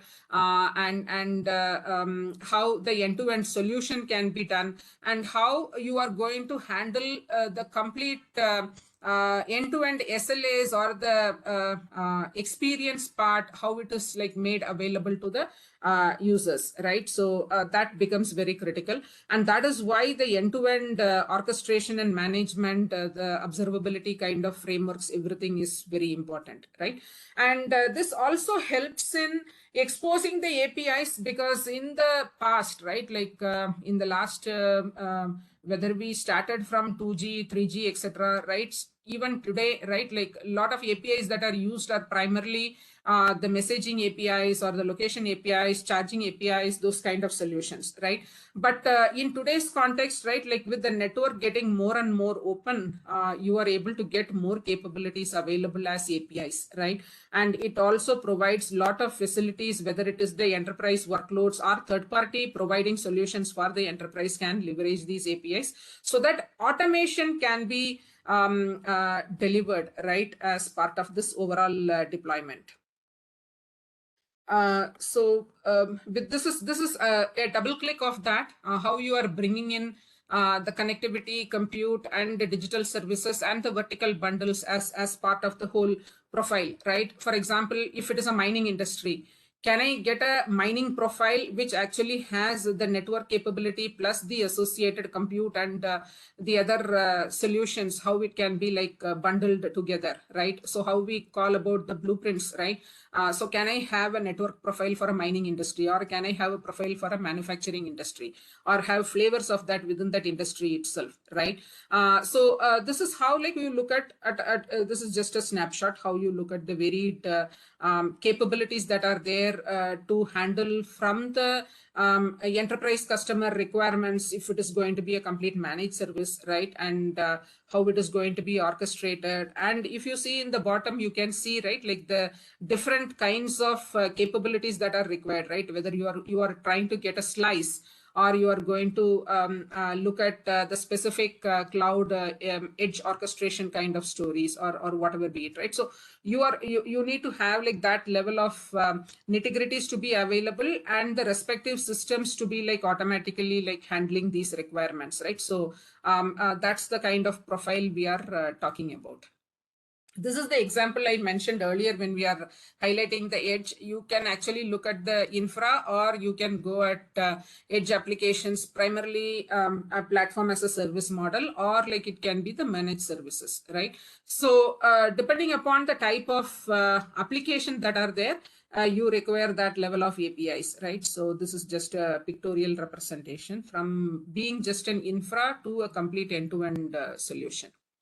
So I talked about the specific use cases, the retail scenario, right? So how are you going to do a connected store, or how you are going to do an autonomous store, right? So there are varied use case requirements within this industry itself, right? So how are you capturing those level of information, bringing in the technologies of immersive experience? For example, new products are to be displayed, right? So can I bring that holographic view? If I'm going to have a chain of stores, right? So can I actually push this holographic model of the product, right? Like even before it comes to the store, right? For people to actually like view it, right? So all these kinds of workloads, right? Like can actually sit in the edge, right? Or depending upon the 5G connectivity over there, right? Like you can look at the combination of edge and 5G together, right? The other scenario is, right, like how are you going to monitor, right? So if it is going to be an unmanned store, right, I will leverage varied technologies, right? So whether it is a computer vision combination, or like, okay, other technologies that are used to actually gather the information, even from a surveillance perspective. I'll be having like so many cameras that are set up here, right? So that kind of workloads I'm going to take, I have to actually analyze that, and depending upon the regulatory requirements, right, I may not be able to share the full content to cloud, right? It has to happen in a nearby edge facility, right? It has to be in the same region, right? Or it may not even can go out of the store, right? So there can be different such regulatory requirement that will be there, and depending upon that, your solution is getting built, right? So for those kind of scenarios, how my network edge, all these architectures are going to help, right? So that is the retail scenario. I talked about the enterprise and industry 4.0 and oil and gas kind of industries, etc. So how are you going to get that real-time monitoring maintenance kind of solutions? How you can bring in immersiveness for the remote engineer to go and repair, or like, okay, how you can take care of the inspection. I can use drones for inspection where it is a difficult situation and not a safety environment for the engineer to go and inspect, etc. Right? So that is where like these technologies come into picture. But one of the scenario we need to look at from an enterprise adoption perspective. So I said mostly monitoring is being looked at, right? But if you are looking at a closed loop kind of scenario, closed loop assurance and other solutions that we want to do, definitely, right? Like you need an solid low latency slice to be available, completely reliable kind of setup being established, right? And it is not just only from an 5G or edge perspective, right? Is the factory, or is the factory also capable of handling this connections. That is also equally important, right? Because if you are going to look at the sensor data, right, like today, normally, right, like you look at temperature, pressure, air quality, right? So there are standard things. Even if the equipment are like very old, you can still deploy external sensors on top of it, right? And you will be able to get the parameters and give that views, whether it is for monitoring or inspection or whatever, right? But if I have to actually go and control the flows within the setup, right? Any flow meter I want to adjust, etc. If it doesn't have that sensor data which can be like controlled remotely, right, then even though I have a 5G edge technology, it is not going to help, right? So that is where like, okay, the enterprise specific use cases and the workloads needs to be assessed, right? So that is one of the critical part. And the other part is, right, like since enterprises has a lot of other capabilities already established, so that specific enterprise wide integration technologies that are there, right? So whether it can gel well with the kind of solutions that we are talking about, right, in the new age scenario. So greenfield is always good. The example I talked about, the factory 56 story, that is a complete greenfield representation, right? So in that scenario, it can easily work, right? Like how I deploy a complete cloud native solution, right? Cloud native telco cloud scenario, right? Versus if I'm already in a brownfield context, which is predominantly the case, how this can actually help, right? So the same story applies here as well. If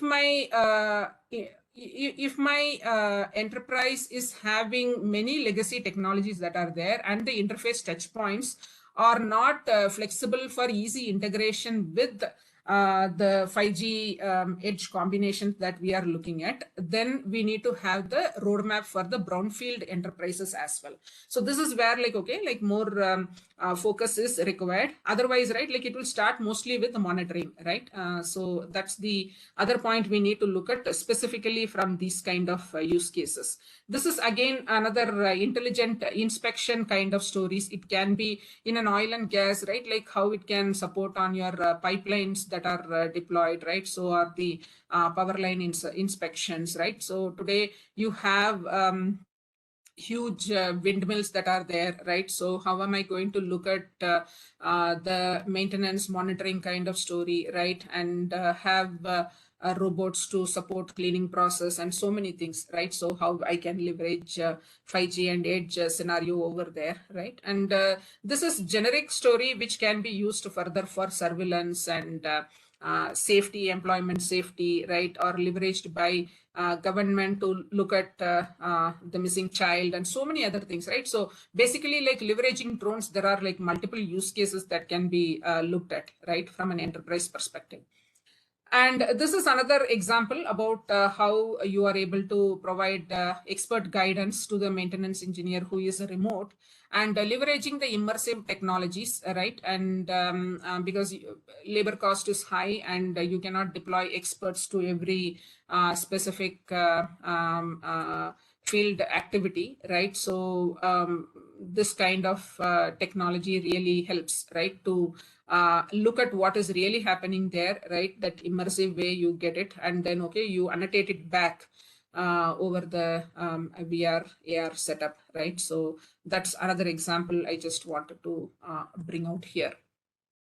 This is again how you are actually building that factory, right? Like if it is a multi-location factory, how I can get a single view of the factory, and then how we can bring in the holistic view, right, of the factory monitoring end-to-end and leveraging edge computes and other solutions, etc. So bringing all pieces together to have a logical factory view kind of story.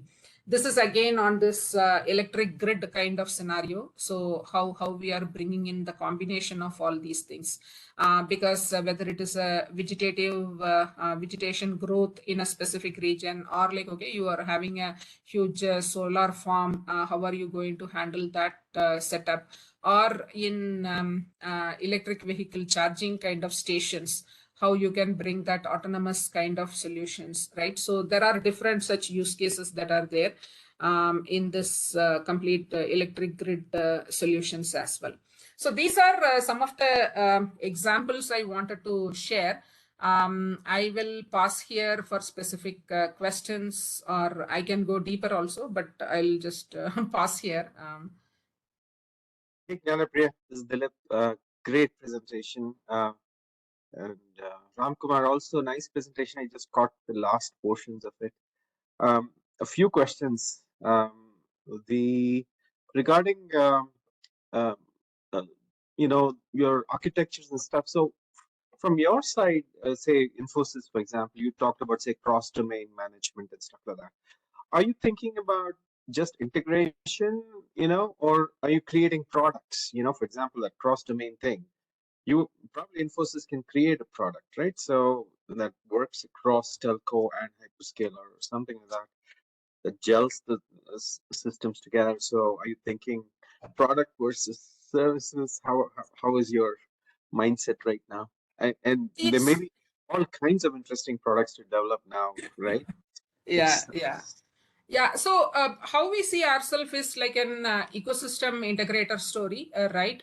Because we work with multiple vertical industries, right? And we are part of the digital transformation journey of those enterprises. And for us, right, like all these technologies are going to actually help us accelerate us in their digital journey, right? So that's the advantage, right? Like what we have. So coming back to your question on products versus services or whatever, we see ourselves as solution provider, right? So whether certain components, right, like we try to build as white spaces, right? Because we will not become another NEP, right? So that is not the focus, right? So we will focus more from a solution perspective, right? And how that is where like, okay, like more collaboration also happens, right? So as an system integrator, right, like we already have set up that 5G labs across the globe, right? And we had been working with many of the NEPs also, right? So it actually helps us in building that specific solutions for verticals as well. So it's becoming like a more ecosystem integration. That is what I will say. But definitely, right, like addressing that white spaces today that is there, right, like which doesn't come from either a traditional NEP. When you talk about solutions, then maybe as part of the integration, let's say if there's a missing component, you might develop a microservice and deploy it on hyperscaler. Exactly. So that is how we use, and the other scenario is, right, we are also working collaboratively with the open source communities also, right? So so that is also something, right, like which we see how it can be like taken up further, right? And because you showed only 5G, but what about Wi-Fi at the edge? Okay, so predominantly in this story, right, like I talked about 5G only, not really like a Wi-Fi, but of course Wi-Fi has its own evolution with 6 and other beyond scenarios.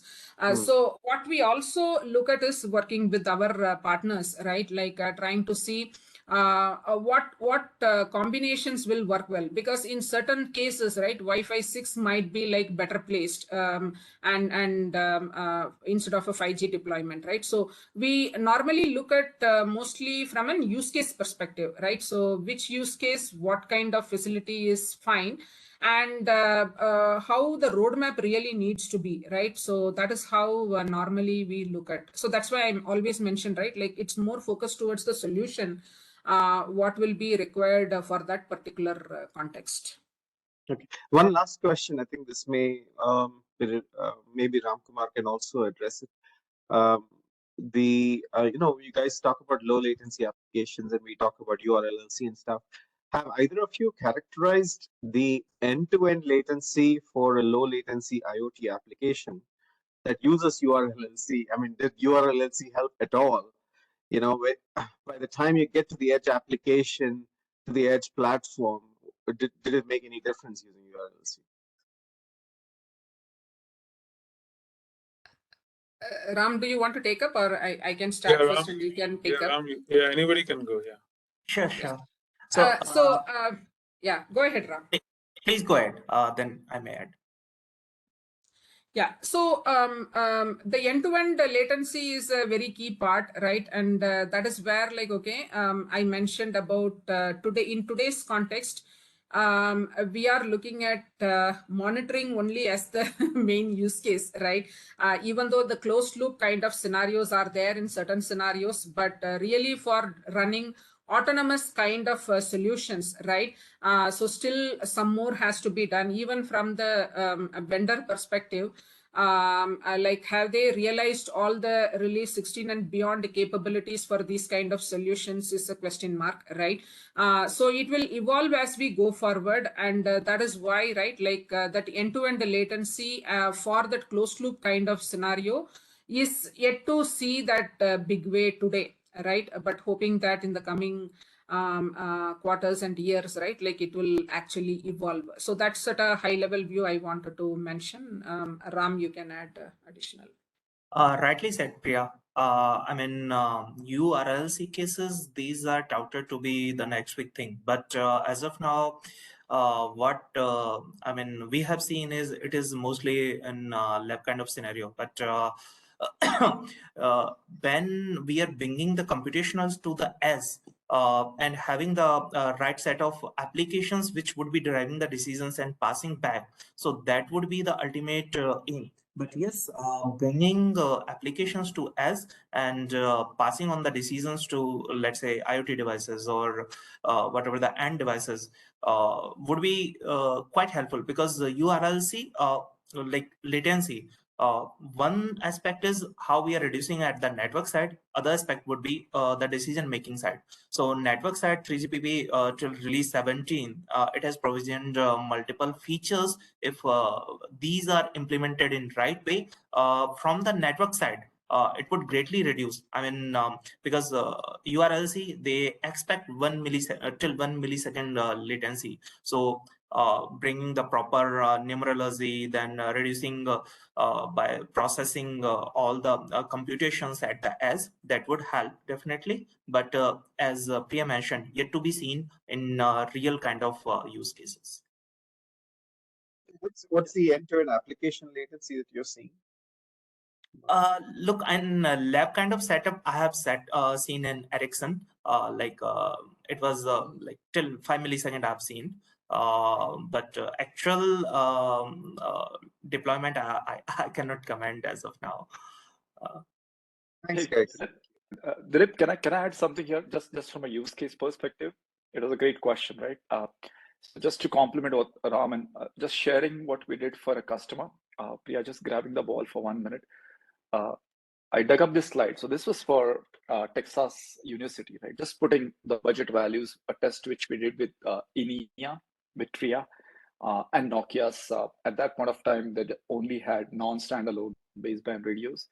But if you're looking at the delay budgets, reference to what Priya and Ram mentioned, this is how it looks like. Now, this obviously hinges on the fact that all the TSN profiles are in place, right? So 802.1, QBU, QF, everything is in place. But theoretically, whether it's a factory floor or a shopping floor or retail, as Pia mentioned in our use cases, you can touch, just like we clocked from the user equipment on the left, as you can see here, all the way to the compute, just below 9, Mike, just below 9 milli. So it is achievable. There are people who are demanding this, just to let you know. Yeah, this is, but this is kind of, these are very tentative figures, very specific for Texas, for logistics and educational campuses, but I just thought it will help you. Great. Thanks, everyone. Sure. Thank you, everyone. I think this was a great presentation, Priya. I think I had one question. I'm just trying to see. There's no question in the Q&A box. So I think, Priya, because you're working very closely with some of the end customers, I kind of wanted, this is like a stargazing question. I mean, India spectrum auctions have just happened. what kind of private 5G applications in India do we see taking the most uptake? Just wanted your thoughts on that. Good question. I had the same one, Priya. Very happy to hear your top of mind. Yeah. So I had been in multiple discussions with the ministries as part of the 5G story, and how through NASSCOM also we had been highlighting on how we need to look at spectrum and other things, etc. So what we have seen, like every other ministry is showing more interest in the 5G adoption.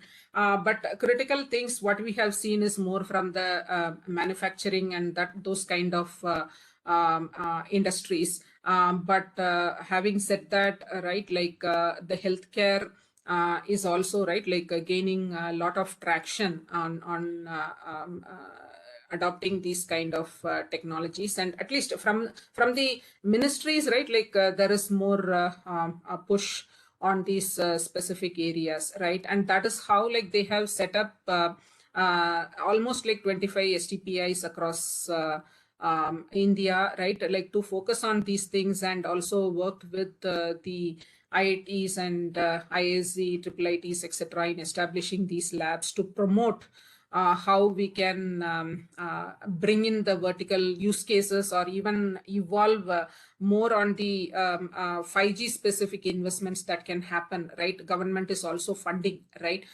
So net, every ministry, I had been in multiple discussions, and I have seen more interest coming from every industry, right? Even the kind of the defense and security related folks are looking at what this can do, help me in the borders, right? So there are a variety of such requirements that are coming in, but how the uptake will happen, it depends upon how those industries are actually picking up. Today, with the devotee, the regulatory, the policies, and the vertical ministries are creating that kind of platforms, right? But also, right, how the enterprises are going to pick those is also important, right? So that will actually help in deciding which use cases will really have that uptake, right? But predominantly, right, manufacturing is definitely there, and a lot of government related drives are also towards that. Healthcare, agriculture is one area that is being looked at, but more than India, right, what I will say, in the other countries, they have already started leveraging this in agriculture and other scenarios.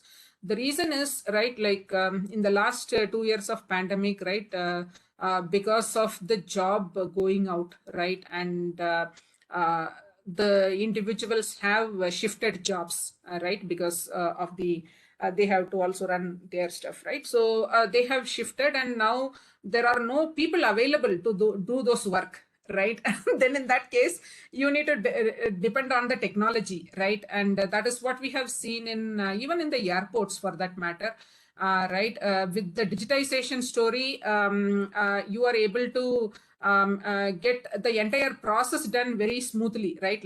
When you are coming out of immigration and you are going to collect your baggage, till then, the process is all smooth, right? But when you go to that carousel, right, your baggage is not there, you have to wait for more than an hour, right? Which means there is a real need for a technology there to actually support, right, even the commute of this baggages, etc., right? So ultimately, right, it depends upon where there is a real need, and that is where those kind of use cases generally pick up, and so that's the similar story that will happen here. But the kind of areas that I mentioned are the primary thing that is being looked at, and of course the others will pick up. One thing what we are also seeing globally is, right, oil and gas, and the wind farm, and there are multiple such areas where you still have even sometimes the connectivity itself an issue, right? And the other area that is looked at is on the education, right? So how this can help the digital divide story, right? So education sector also is trying to see how we can embrace this 5G edge kind of scenario. So this is nothing to do with just only the private part, but private 5G story, but I'm talking about in general on the 5G scenarios. Thank you. Thanks. Anindya, and Subodh, I might be taking into your time. Thank you. Yeah, go ahead, Dr. Dilip. Pleasure to have you here. But there are some questions on the chat window. I thought, but we'll take your question and then we can come to that. One more question. So, data monitoring, analytics, end-to-end would be very interesting, right, Gnanapriya? Especially when you're talking about telco and hyperscaler and stuff like that, and your integration scenario. But I don't know, and maybe Ram has the answer to this from the telco side. But like for example, the data monitoring in the telco, data is coming from the EMS. It's all kind of held within, say, Ericsson's analytics portfolio, right? But if you want end-to-end analytics, what kind of information would Ericsson, say, for example, expose to an end-to-end application that Gnanapriya builds as a solution? How is that collaboration happening in this ecosystem for an end-to-end solution to flourish? Maybe Ram can explain what kind of, say, maybe network slice parameters might be exposed, but not, say, internal counters or, that are PM counters that are being observed, or network KPIs like accessibility, retainability, throughput. You may not expose them, but maybe you will expose only slice parameters. Maybe what is Ericsson exposing for end-to-end management? And then Gnanapriya can talk about maybe what solutions she's thinking about end-to-end. Ram, maybe if you can. It's a good question, Dilip. I mean, depending on what kind of data sharing policies and integrity policies are in place. So nowadays, what is happening is whenever there is a client, so they are putting strict NDAs and data sharing. Even the geographical constraints are there.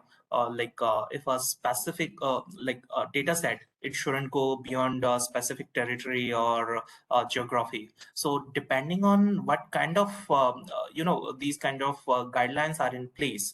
So if let's say we need to share some of the data as to have end-to-end analytics to Gnanapriya. So what would happen that if such to have end-to-end, I mean, there would be two aspects, I would say. One is from network point of view, another is from application point of view. So if application level data is required, so that would definitely be shared. Otherwise, the ultimate end use case will not be in that picture. But from network point of view, if we are allowed to share, let's say, I mean, you were saying accessibility, retainability. I mean, there could be number of KPI with respect to latency, I would say throughput or packet loss, how these are happening. If from the guideline point of view, if we are allowed to share, then definitely we have to share. Otherwise, it would be limited to a data set which will not harm the privacy and network integrity. So in short, I can comment on. Maybe just to add to what Ram was mentioning, because for some of the industry innovation projects, right, like we had worked together, both the organization has worked together as well. So some experiences I want to highlight, right? Like say, for example, if the radio is opened, right, like I'll be able to get APIs, right, like through which I can figure out what is the energy consumption, right, CUDU levels, right? Then I can actually like have in the application layer to have the energy management related solutions and how I can build energy efficient networks, right? And if I'm going to actually do the radio sharing between operators, right? So how the energy consumption is going to be like split, right? And on the fly, right? Like can I actually, based on the capacity requirement, right, adjust the radio, right? Like I can move it to the sleep mode, or I can do multiple things on top of it, right? So this is just purely from the energy perspective, right? So the other examples, right, from the use case perspective, this is also something, right, like one of the industry project like we had done, right, industry innovation project, where today, if you see, right, like operators, right, like you have flexibility, right? Like I take in the month beginning, right, a package I can do changes to my package, right? Like multiple times, right? Or the operator might put a fee on top of it, etc. But say, for example, for this session, right? Like I'm going to show, for example, an immersive experience with the 360-degree camera view and all those things, etc. I really need an high bandwidth device, right? Like connected to the high bandwidth solutions, right? So for me to really get that experience, right? So in that scenario, for just this 3 hours, can I get an high bandwidth, right? Which is more beyond what I am actually taken as the base this one. So today, those kind of facilities are not available, right? Like the dynamic or liquid infra kind of scenarios, right? If you want to get, right, how much it is feasible today, right? But what happens is, right, like more and more of network capabilities are getting exposed, right? Like whether we talk about release 17 and beyond and all that stuff, there are there is huge set of network capabilities which are exposed, and it is up to us to see, right, like which we want to leverage, so that either it brings in that experience, or it brings in the efficiency part, or it helps in the cost dimension, right? So there should be some value to start building something on top of it, right? So in fact, right, like in one of the derivations, right, like which Ericsson has also done, I think in one of the report we were trying to do, actually the kind of APIs that gets exposed with the network, it can actually, right, boost up to 2% of operators revenue up if it is being like leveraged properly and exposed, so that it is open up for the third party ecosystems to build solutions on top of it, right?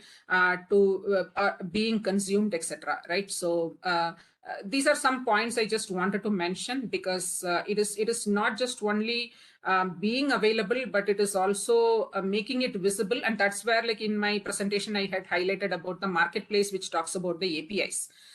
So API marketplace, you actually, right, like expose more new solutions will come in. Otherwise, even today, it is going to be only the messaging based APIs that are heavily used, or like, okay, missed call alerts. That is very famous in India, right? So these are some of the things that is happening, but it can grow more depending upon the different criteria I mentioned. Has 3GPP mandated any exposure of network performance metrics, say for slice performance? Yeah, exactly. So that's the other example I wanted to mention, right? Like good that you brought in. So for the V2X kind of scenario, right? Like how are we actually taking up the slice parameters, right? To make sure the flow is happening. So one of the experimental models we did is, right, like vehicular platooning, if you are looking at how you are getting this slice, right? And the slice parameters to make sure, like, okay, the vehicles talk with each other, and there is a proper platooning concept demonstrated, right? So that's also some, 3GPP has defined the specific APIs for that. And from an edge perspective, right, like we also look at HC MEC APIs.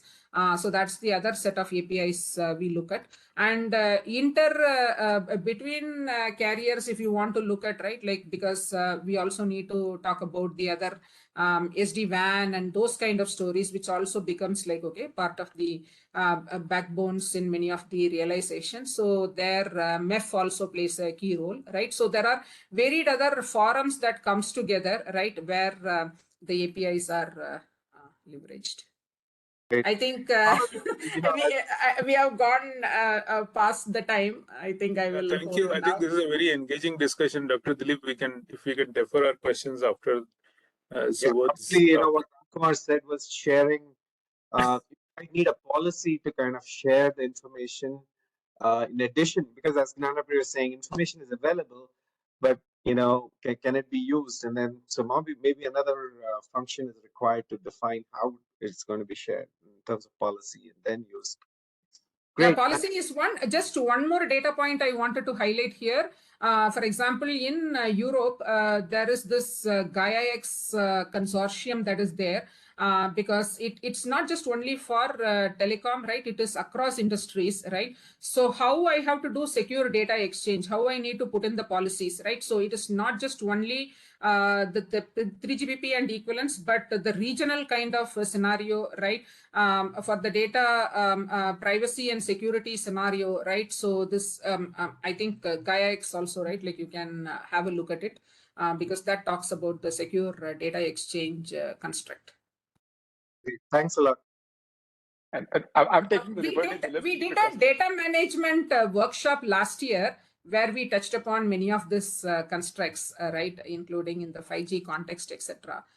So maybe. Yeah, I think this is a. I think we are getting good ideas from Dr. Dilip of the theme for some of the future workshops. I think we'll take it there.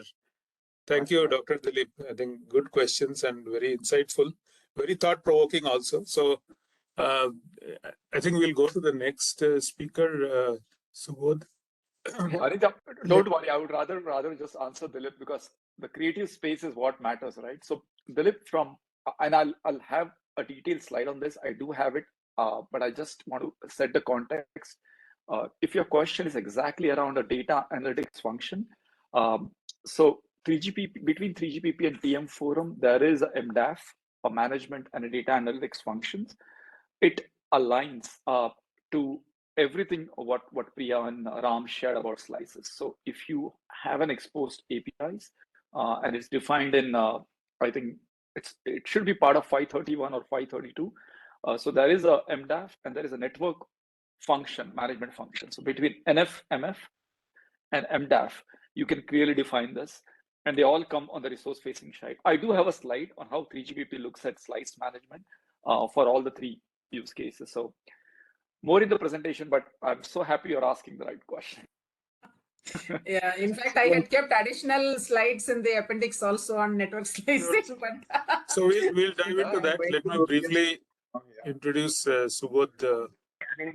Anindya, before we start, I just have a quick comment. It's relevant for our context setting. So basically, it may be something we both can answer. See, when we are talking about Industry 4.0, it's all about all the various sensors being transported through the 5G network, right?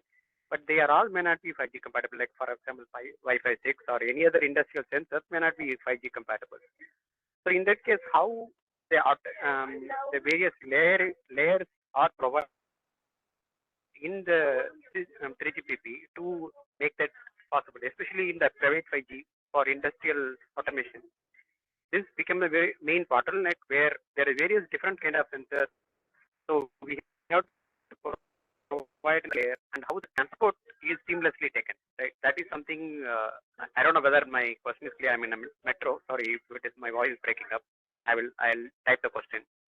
No, I got it. No, I really got the gist of it, and I would say partially you're right. The ecosystem doesn't exist, but purely from if I shine the 3GPP lens, right, one of the studies, and I'll cover this in the talk, but just to set a preamble, because it's a great question to begin my session, it is not defined slicing end to end. The slicing parameters are defined, whatever Dilip and me were talking around the radio side and the core side. There is no mandate on the transport, the middle layer. To purely say end-to-end slicing is because there is limited, lack of, I would say there is a lack of implementation awareness. There is hesitancy both from the enterprise and the telco side. Also, when you talk about QoS class identifiers, especially 74, 79, 64, not all NSO radio software supports that. And that is the part where I meant about device ecosystem. It simply does not exist. So then what you do is you look at a common or a lowest common denominator approach and say, okay, I live with QCI 66. Hopefully everyone from Ericsson, Nokia, Cisco, Huawei, everyone supports it, and you take a lowest common multiple, but it is not mandated. End-to-end slice management is still a wish preamble. It is not implemented fully, just to set the context. And I'll give you more on this in the automation slides, because my focus is just automation today, if that's okay.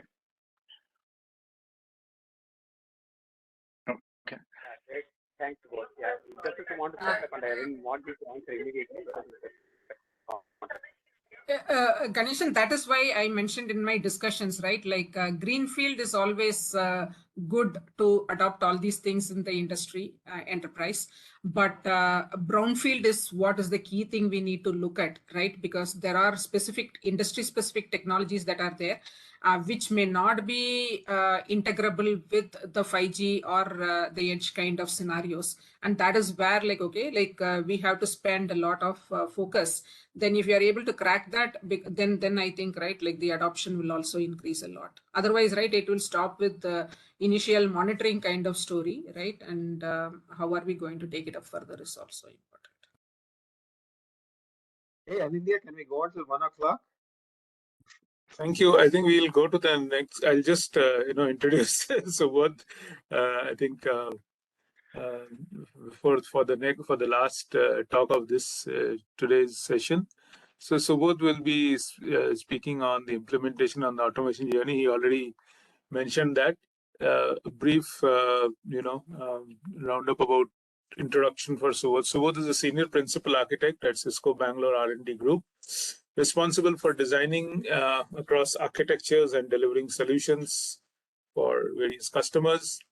Subodh designs telco, IoT, enterprise, data center, and security solutions with primary focus on automation and simplification.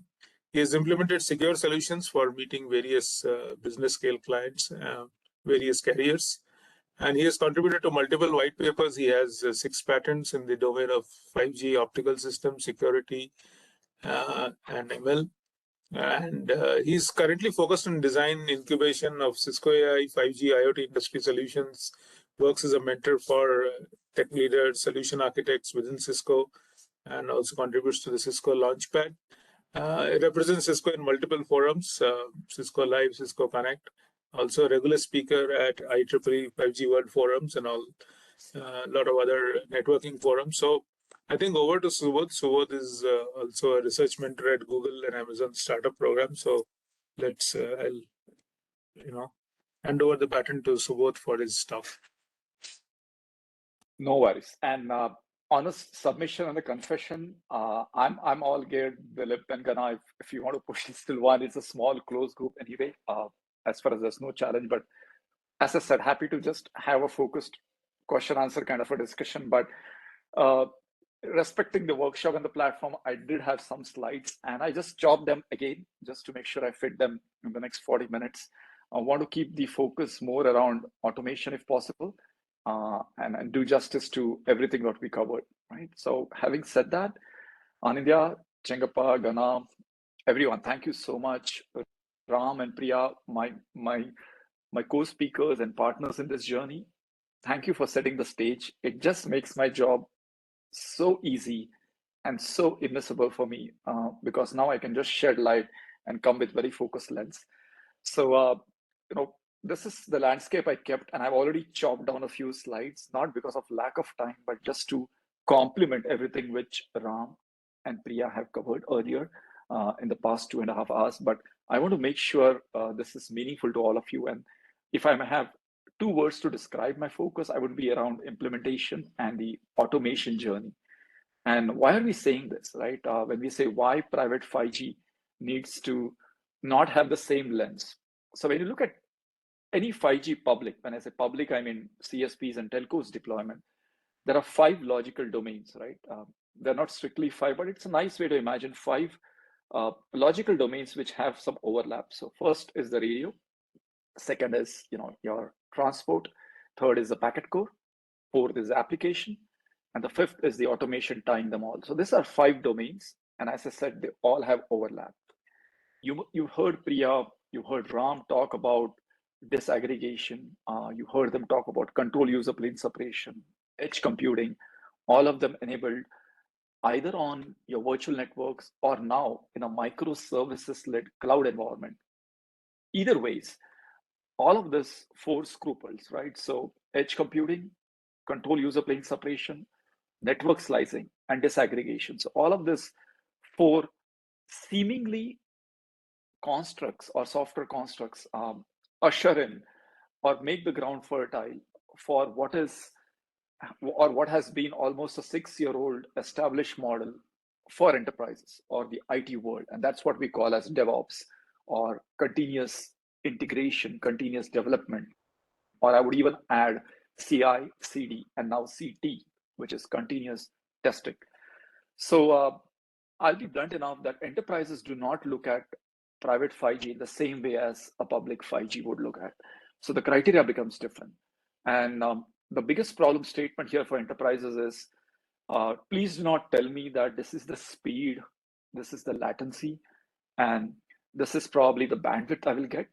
What I need you to answer is, I have this requirement, and I'm not even calling it a use case. I'm actually saying a requirement could be just my finance software or my workflows enablement software, or imagine a Wipro or Infosys, right, or a Cognizant having 50 co-hosted apps, most of them on-prem or some of them hybrid on the cloud.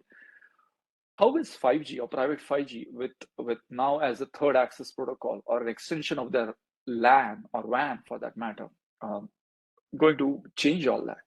So the biggest problem is, give me the deterministic network services, right, for everything. And that is just for enterprises above the ground. There are also enterprises below the ground. I call them jokingly subterranean enterprises, right? Look at mining. Rio Tinto is one of the biggest examples we have. There are so many, almost, name the top 5 mining companies, half of them would be in Canada, right? Digging up shale oil. So your voice is breaking up. Maybe you can switch off your video. Oh, okay. Oh, it is. All right. Hope it's better now. Yeah, WebEx just had to act up at the right time. Okay. I hope it's better. I just switched off my video.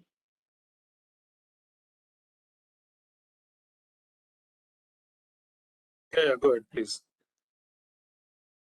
Okay, all right. I hope it's better now. I'm just starting a speed tracker. Okay, connection looks good. So coming back, as I said, there are enterprises subterranean below the ground with different requirements. I recall one of you asking a question, especially to Priya and Ram, about mining and utilities, right? So for them, I don't think the speed part is that critical or important as, for example, the coverage part would be just when you cross that 12 meters subterranean, right? That's where your Wi-Fi is going to flake, whether it's Wi-Fi 6, 6C, or even the latest 7. Right? So different criteria emerge. I'm just giving you a slice and dice of, for example, top left, you would have different requirements for round trip time. Autonomous vehicles, top right, especially around port areas, logistics, marine bays, depots would have different requirements. Utilities, bottom left here for smart power grids would have different requirements. And last but not the least, everything. So bottom right for UAV/drones,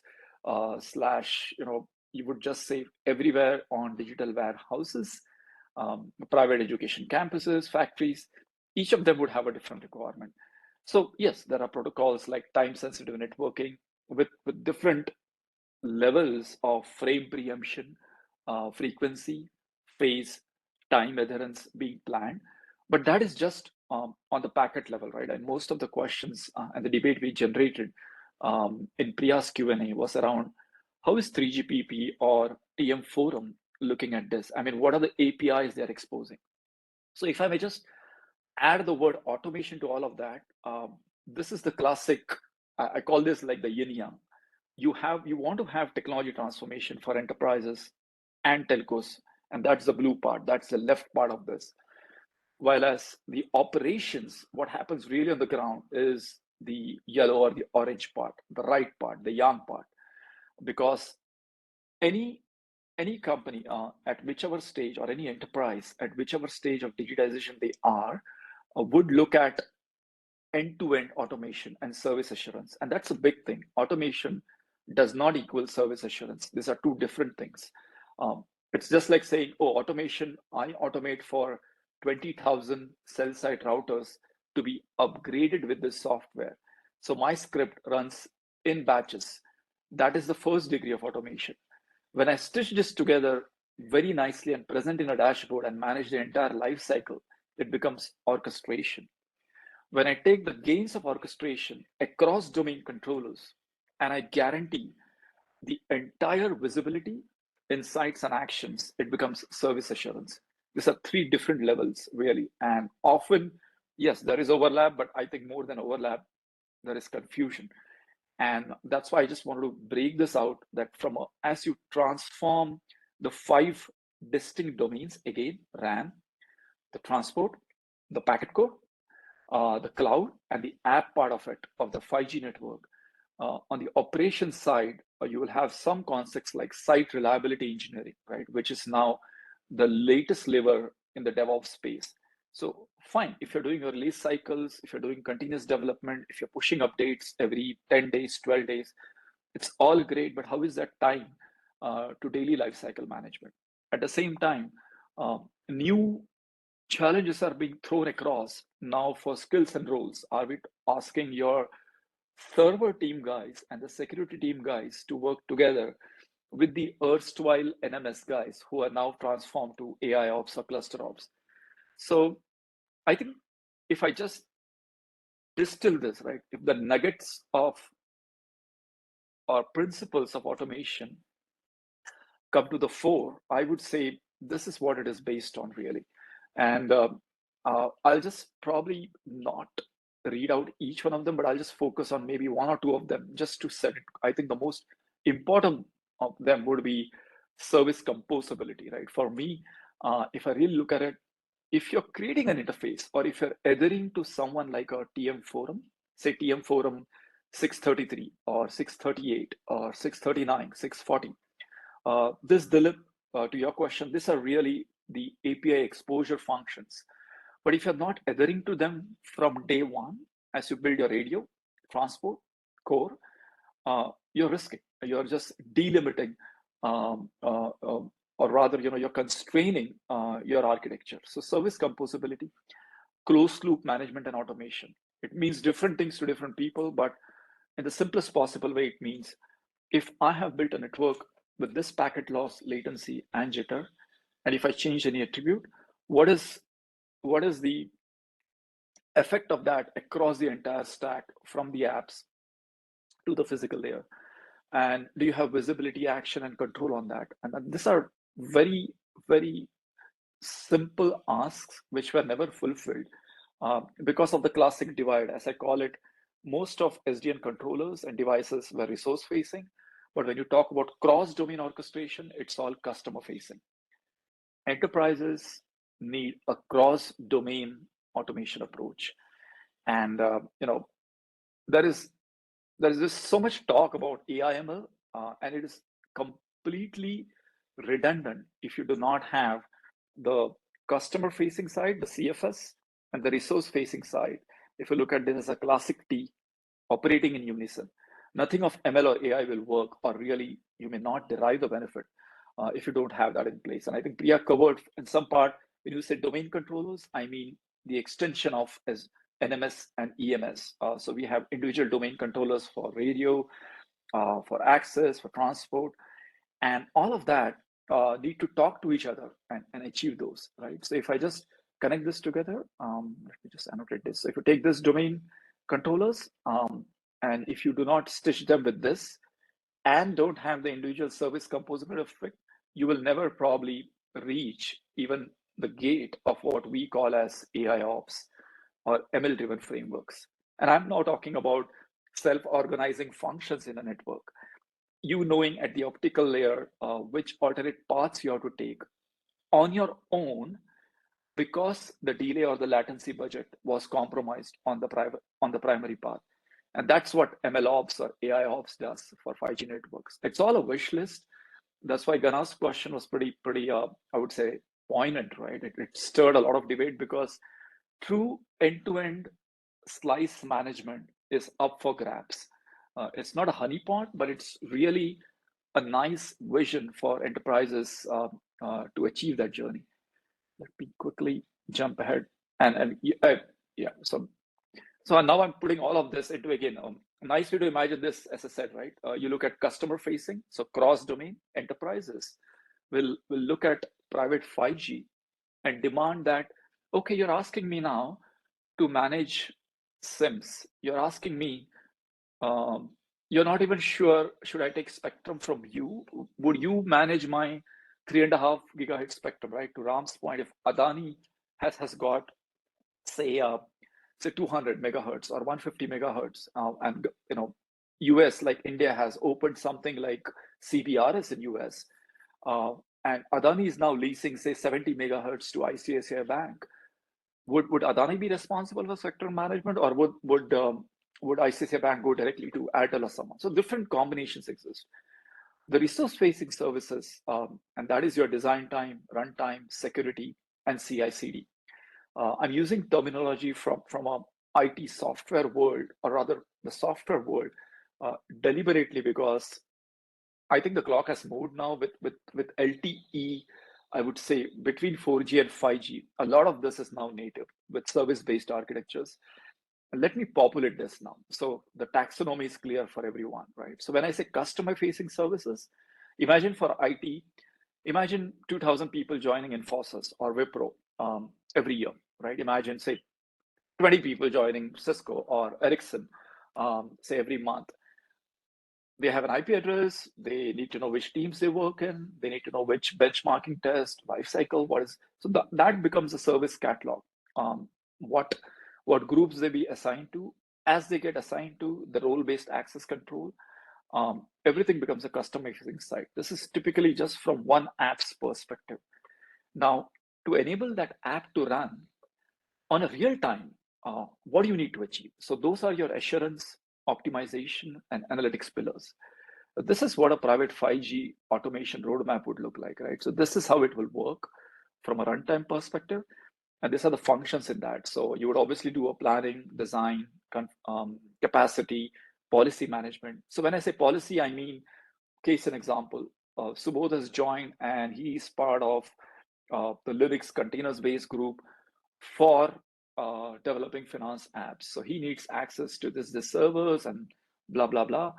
And the moment I get access and my policy is defined, there is an API function call even in that. So now that I am a bona fide user, I need to be orchestrated, which means my entire FCAPS needs to be in place. 5 different APIs triggered, right? For fault, configuration, accounting, performance, and security. Analytics comes a layer above it, right? So just breaking it, if you now look at this purely, none of this would even exist if you don't have the security pillar here. And that's where, for security, I would say private 5G is not a new network. Private 5G is not a new, one more LAN or a MAN for me to manage. Private 5G should be as seamless as your USB or Wi-Fi 6. It's your next or alternate Wi-Fi 6 if you have a smart building, or if you have a smart retail store, to Priya's point. And if, assuming you have the 5G endpoint ecosystem, it gets provisioned, right?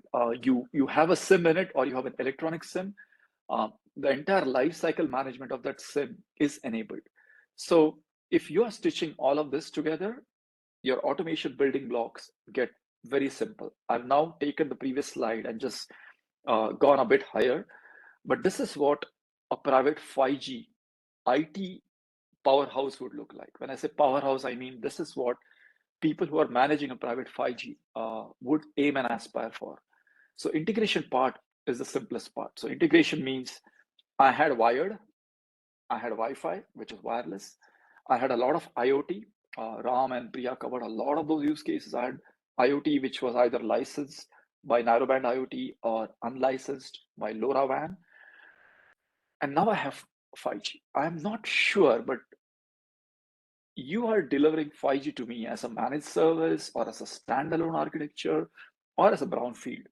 But you're telling me you have some devices which are 5G compatible, and there will be SIMs put in them, and those SIMs will be automatically onboarded for over-the-air upgrade, lifecycle management, everything will be done. So if all of that is done, then only I achieve this sailor wheel, which you see here. And I'm just calling it a sailor wheel jokingly, but yeah, the sailor wheel just keeps turning. And that is where your visibility, insights, and actions. And then it just becomes like another huge BU for any enterprise. So I had finance, legal, IT, development. Now I have 5G as one more way in which all of this are stitched together. So private 5G is one of the nicest way, or I would say a baseline is how much friction does it cause for an established IT company in its NMS, BSS, or lifecycle management functions. If it's causing a lot of flux, chances are there will be hesitancy. Again, to Gana's point, it will cause flux because not all devices are 5G compatible fully, right? We don't have all the sensors. We do not have all the sensor aggregator functions, the gateway functions, which are natively 5G compatible, so that NSA to SA route will still be the dominant one. I think this was covered a lot in detail, but again, just a quick, if I may use less than a minute for all of you to chew in. This is the dichotomy, right? This is how public and private differ. So by public, I mean what we get from Airtel, Jio, or a Voda Idea. And private is what probably the government carves out 200 or 250 megahertz for us, just about 3.5 or very close to the 4 gigahertz band, whatever India opens up to. And within that also what we call as shared spectrum. Please remember, there can be a preemptive phase. So we could have a private access license. We could have a generally available one, just like CBRS exists in US, or something similar to what Europe has, which is being done by manufacturing for Germany. So the management of it is going to be the critical part, right? Who owns what? Can you give it fully to enterprises? Yes, that becomes the managed service offering. Priya gave us a lot of glimpses laterally and deeper on that managed service offering, right? So this is in a nutshell, if I may just ask you to quickly glimpses. Coverage is the big part, ultra reliable, low latency. This again clearly assumes that you always had frequency sync. What you now need is time and phase sync. It's a mandatory thing now with 5G. And that transition is not being clearly understood by a lot of people. And you will only get phase and time sync if you have SDN natively for decomposing and disaggregating your radio function. So virtual CU exists. You have broken down the front haul and the back haul, and now have mid haul, which kind of bridges your DU and CU. So, ultra reliable low latency is being tossed around for robotics and process automation, but it will never happen if you don't have time sensitive networking. And you have SDN right from your radio cell set tower all the way to your packet core or your virtualized packet core. And faster handoff. This again will hinge on if you have a TSN converged SDN network, time sensitive networking. So whether it's AMRs, automated motorized robots, or automated guidance vehicles, pretty much like huge bots on the factory floors or Amazon distribution floors, they will never be able to achieve faster handoffs. And we're talking about split microseconds, coverage, and all the polishing we do on the radio spectrum, right? And there are a lot of options for that. We've spoken in detail on that, but suffice it to say, right, it will always be outside in. And that's why I liked what Priya said, that most asset management / digital warehouses and logistics companies, the earliest and the fastest adopters of private 5G on the ground, are pushing the envelope really when it comes to show me this clearly happening, show me the clean handoff, show me open roaming compatibility, show me a unified policy and identity framework. Do not ask me to have another overlay for identity. Why should a private 5G user, when he or she or an endpoint switches over to Wi-Fi 6E, be forced to authenticate again? Right? So that's where it leads to. Okay. If let me just do a quick time check. Okay, a few minutes late. Not going to worry much, but again, I'll just quickly summarize. A managed service offering model, right, is pretty much the utopian ask is, give me the benefit of 5G as a LAN WAN or a deterministic WAN without the hassle, really, of customer application forms, monitoring, and all that. So it's a full stack architecture with identity and policy being the most linchpin, I would say, right? And then that service assurance and outcome is defined by the management layer. I had maybe 70 or 50% IoT integration before you guys came in with a private 5G offering. How would my IoT endpoints look, right? If I have, let's say, switches in my false ceilings running on PoE, power on Ethernet, right, with 60 or 90 watt.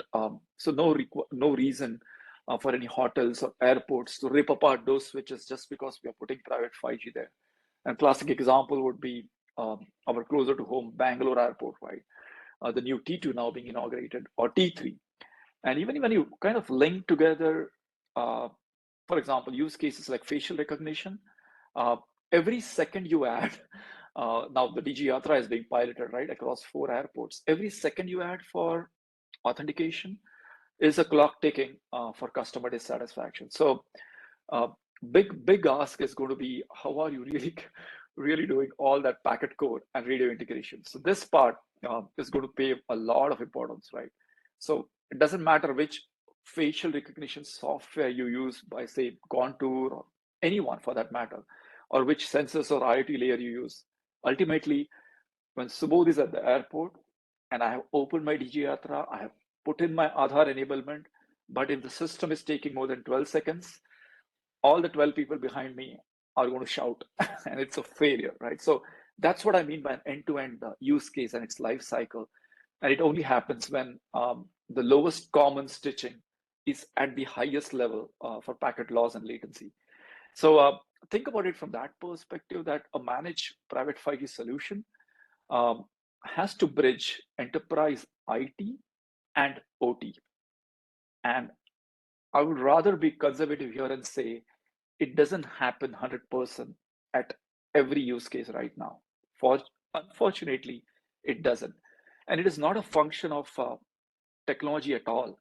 Again, that cross-stitching, that cross-domain controller. So if you have an IoT management console, which is managing all of your 3G, 4G IoT endpoints for BLE, LoRa, narrowband IoT, IoT service mesh, the gateway and the routing function is not aggregating and handing off a clear identity or a service function to the next layer. It's just not happening because that diligence was never done. So unless you do that together, it never happens. And that's why you need a converged core approach. And when I say converged core, it is as simple as a USB drive. You plug it to your laptop, you do not worry, one, the color of the drive. You do not worry about the size of the USB. You plug it in, you simply get a pop-up which catalogs what files you want to transfer.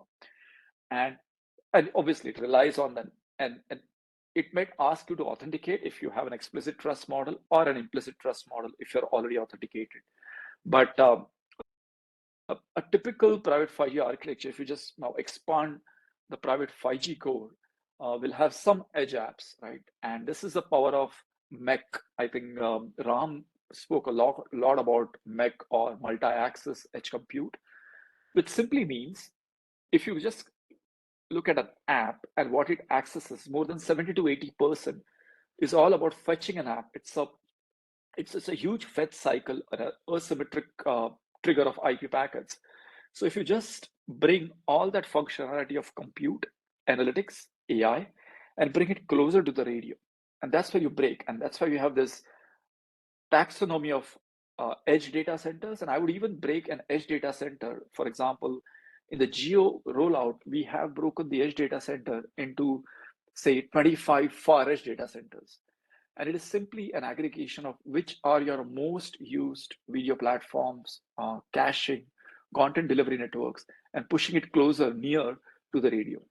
So right there at the backhaul, you have, so obviously less part of the network to traverse, immediate service delivery functions, and most important, very deterministic latency.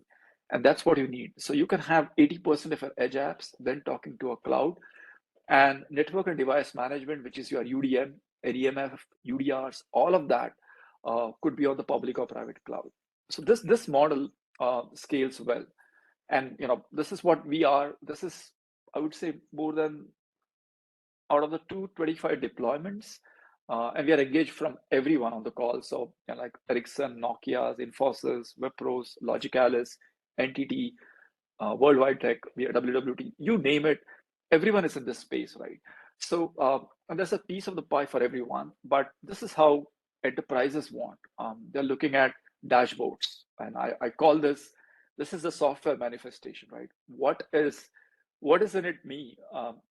If you ask me for 25 clicks, 25 screens, and 25 more places now to manage the gains I get by private 5G, I don't think it's a compelling case. So you want that seamless integration, right? Absolutely, of your radio, mobility functions, everything.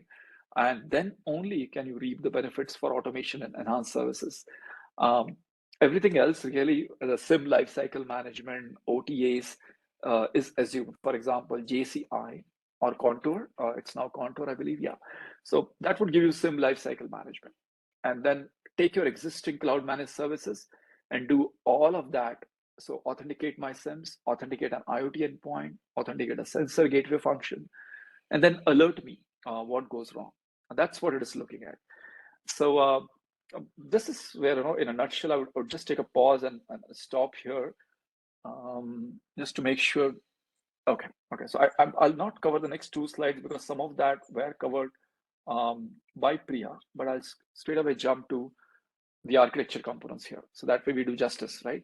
So typically, let's look at a life cycle of a SIM 5G endpoint, say for a connected building or a city.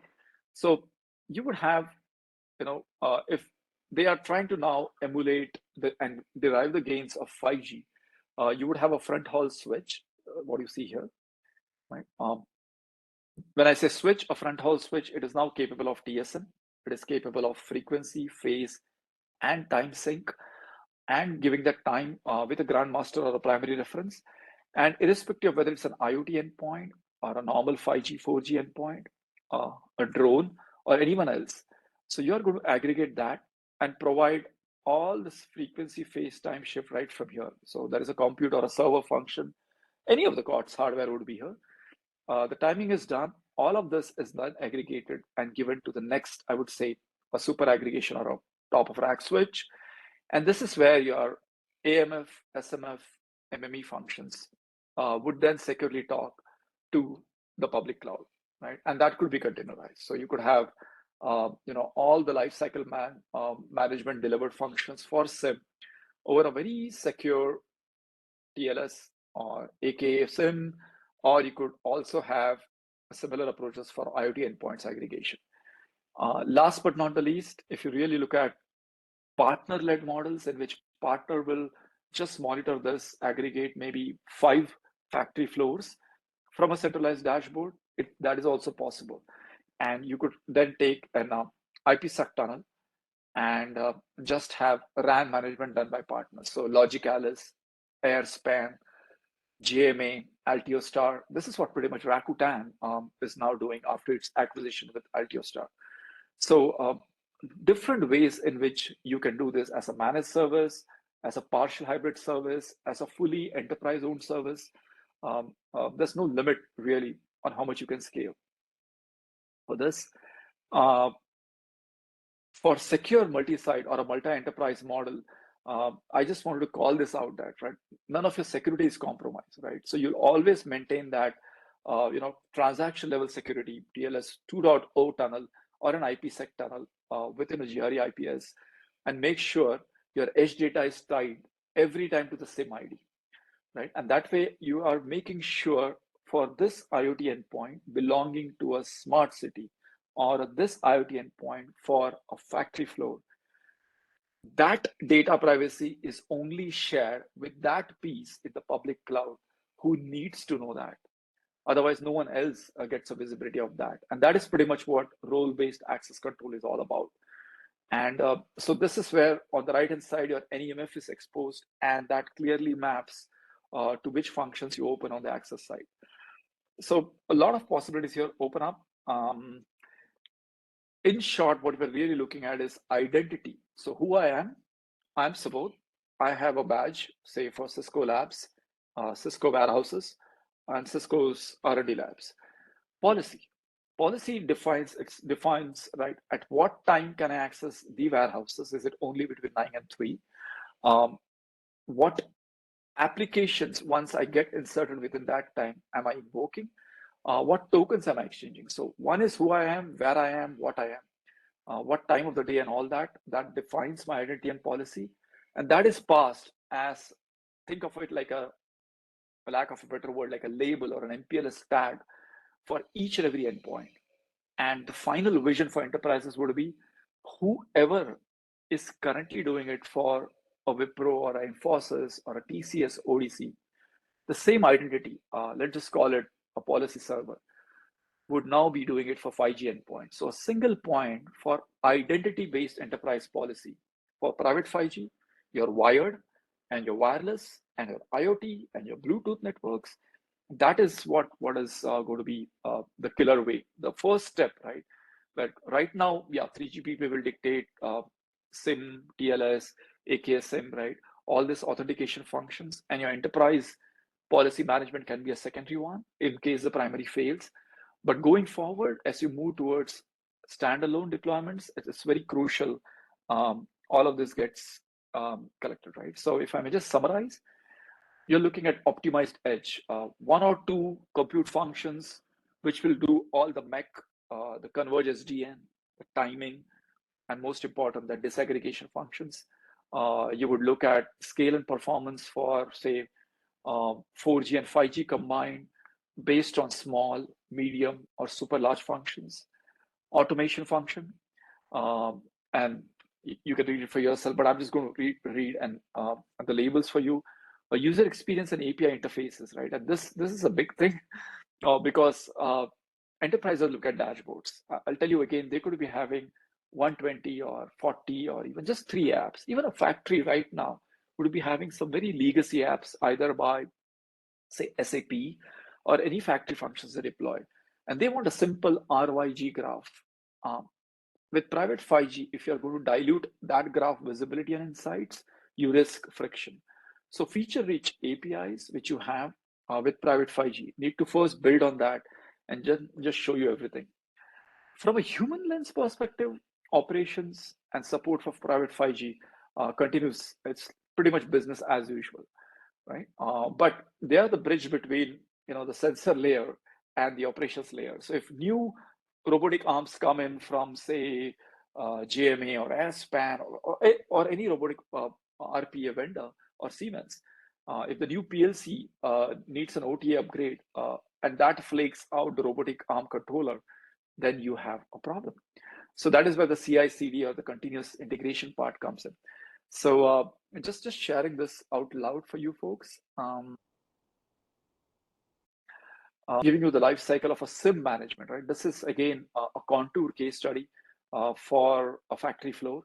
So imagine a 4G endpoint or a 5G endpoint. It should be as simple as there is a portal, and I just order, and you have an API being pushed out and fetched from the user device repository, or if it's a standalone 5G deployment, it would be fetching it from a network element management functions, and that authentication happens and the keys are being shipped upon. So all of this happens, if you just imagine the graph of this would be less than, so from here, let me just annotate. So from the time the customer orders and in the portal, you go here and fetch and do this, and then pushes out. This is a function of less than 15 to 17 seconds, assuming the network is in place, right? So you don't need to have anything. This is very close to, for example, geo deploying cell site routers, right? So if you're going to take 3.5 days or 4 days,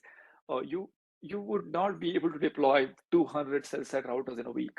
So you want to bring it down to 10 minutes or 12 minutes. So cell site routers get plugged in, automatically have an MPLS VPN circuit provision. Now you imagine every cell site router to be like a 4G or a 5G SIM for an enterprise private 5G deployment. So the moment you plug in the SIM, it goes and fetches the profile over the air. And then all the SIM details are pushed to the user-defined repository using that HTTP 2.0 API. And then you can have any changes. Then you can change it on the fly based on where you want. Do you want this SIM to be part of the test, development, production, or just say a benchmarking network? All of that can be done. So this SIM lifecycle management becomes the second tiebreaker really for this. Let me then go here. Last but not the least, I really want to call out that there was a lot of debate and talk on 5G and Wi-Fi, right? And I took the liberty of modifying this slide exactly as Priya started getting questions. And I think I stand committed along with her that it does not replace. It's not an either or Boolean logic. It's actually an and function. So there are complementary things. The easiest way to imagine is when you come outside and look at a carpeted versus a non-carpeted floor. A non-carpeted is obviously harsh, rough terrain, subterranean. So utilities, smart grids, mining. That's where your private 5G function scores because of the massive MIMO, the beam forming, and just the superior spectrum analytics and AI/ML functions you can have.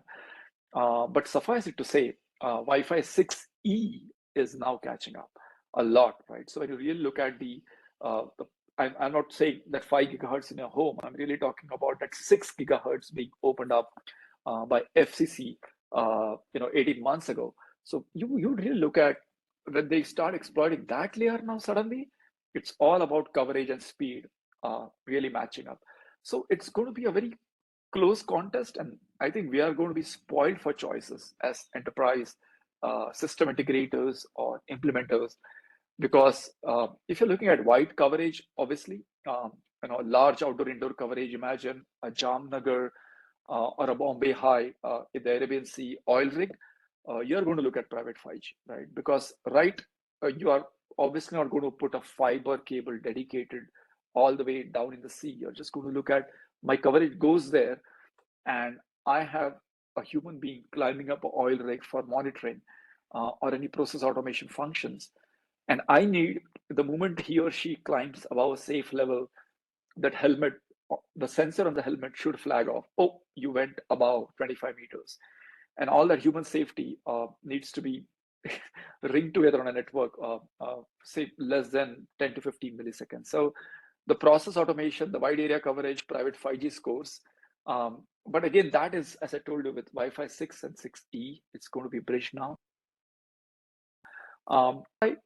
With so .11ax, amazing appeal, ubiquitous and reliability connectivity for hospitality, airports, quick, and more than that, I think that nativity and comfort for any guest visitor onboarding is enormous. So that, I mean, you and I, when we stop at hotel lobbies or any common areas or airport lobbies, unless we really trust the 4G right now, right?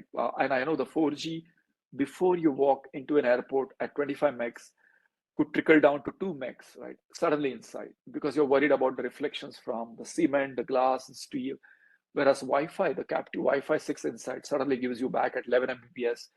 And that becomes a natural favorite for your Microsoft Teams or your WebEx office call, because you're looking at reliability with guest access, right? So the BYOD model wherever, so hospitality, hotels, airport lobbies become a natural choice, not to mention campuses and hospital functions too, right? So it's all a native pairing functions, how you look at it.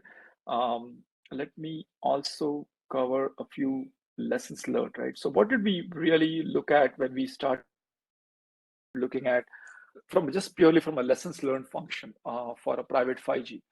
If you do all that SRE and all that equipment installation, if everything is right, a lot of use cases, what you define. So let's say you define, okay, a factory floor use case or a logistics use case. Unless you do that component level and end-to-end connectivity validation, it will never work out there in the field, right? So the end-to-end testing is not about user equipment to the MEC server or the user equipment to the nearest VU switch. No, the user equipment to the final app server with performance, right? As Dilip was asking, what's the performance you're getting?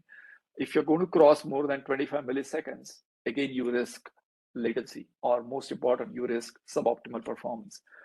And I think use case testing, the final one here, is also important because of the disruption you can have for enterprises. Let's take a classic case. Let's take an Amazon fulfillment depot, a cutting edge 8th generation warehouse. They are going to demand supreme IoT and robotic integration. And then they are going to ask for that 5 millisecond or 7 millisecond use case where, their shelves are not compromised for latency and speed.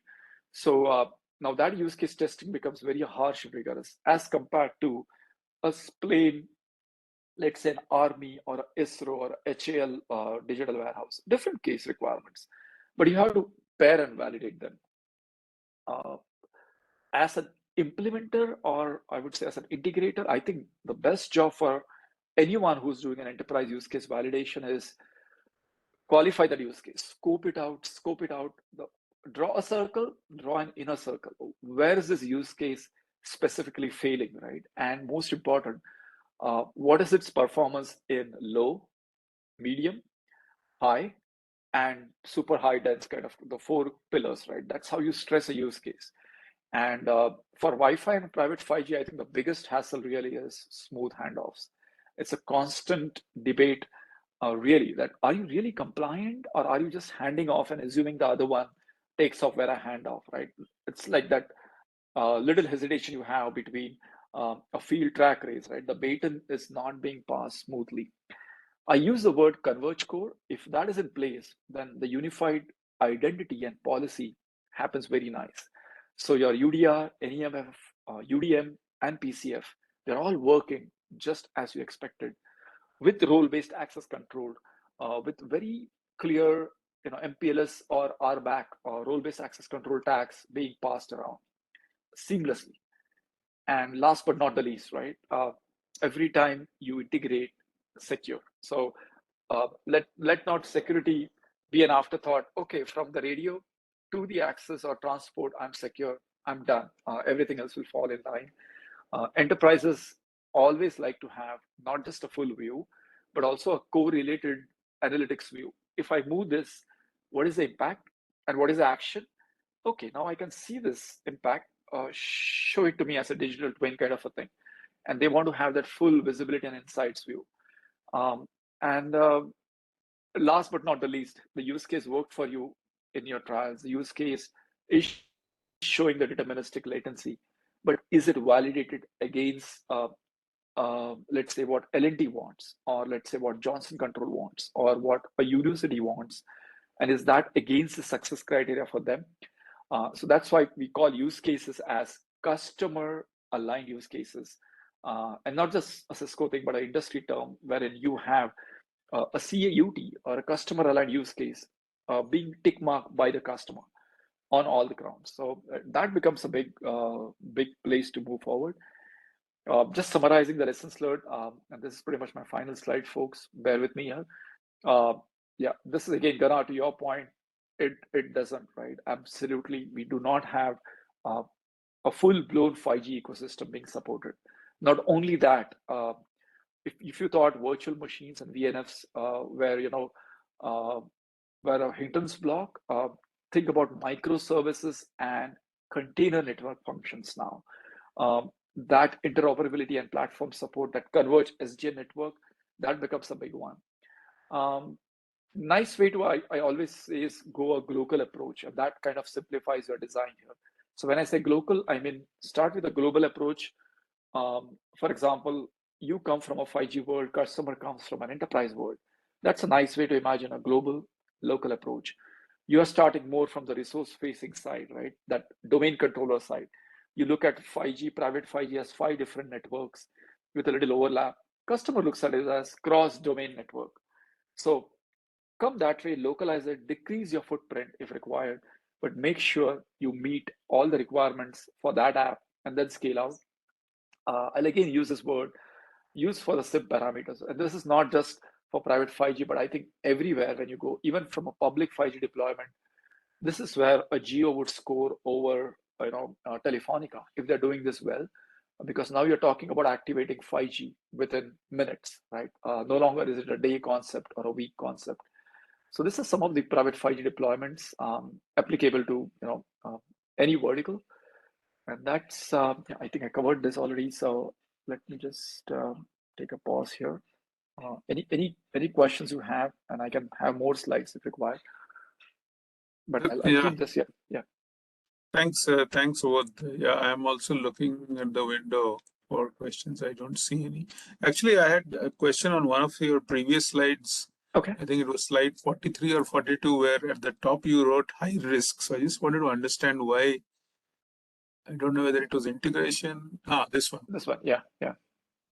So yeah, this is just calling purely from a. So let's say you and me, right? I mean, you and me are together delivering an enterprise solution.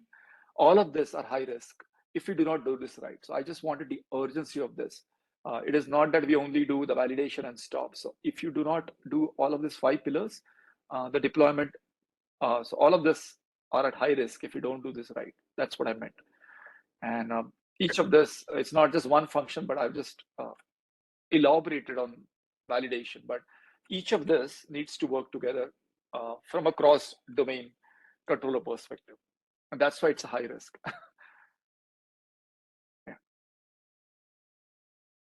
I think we'll open the floor for question because we have very limited set of participants. So Sure. Anybody wants to raise hand, we can.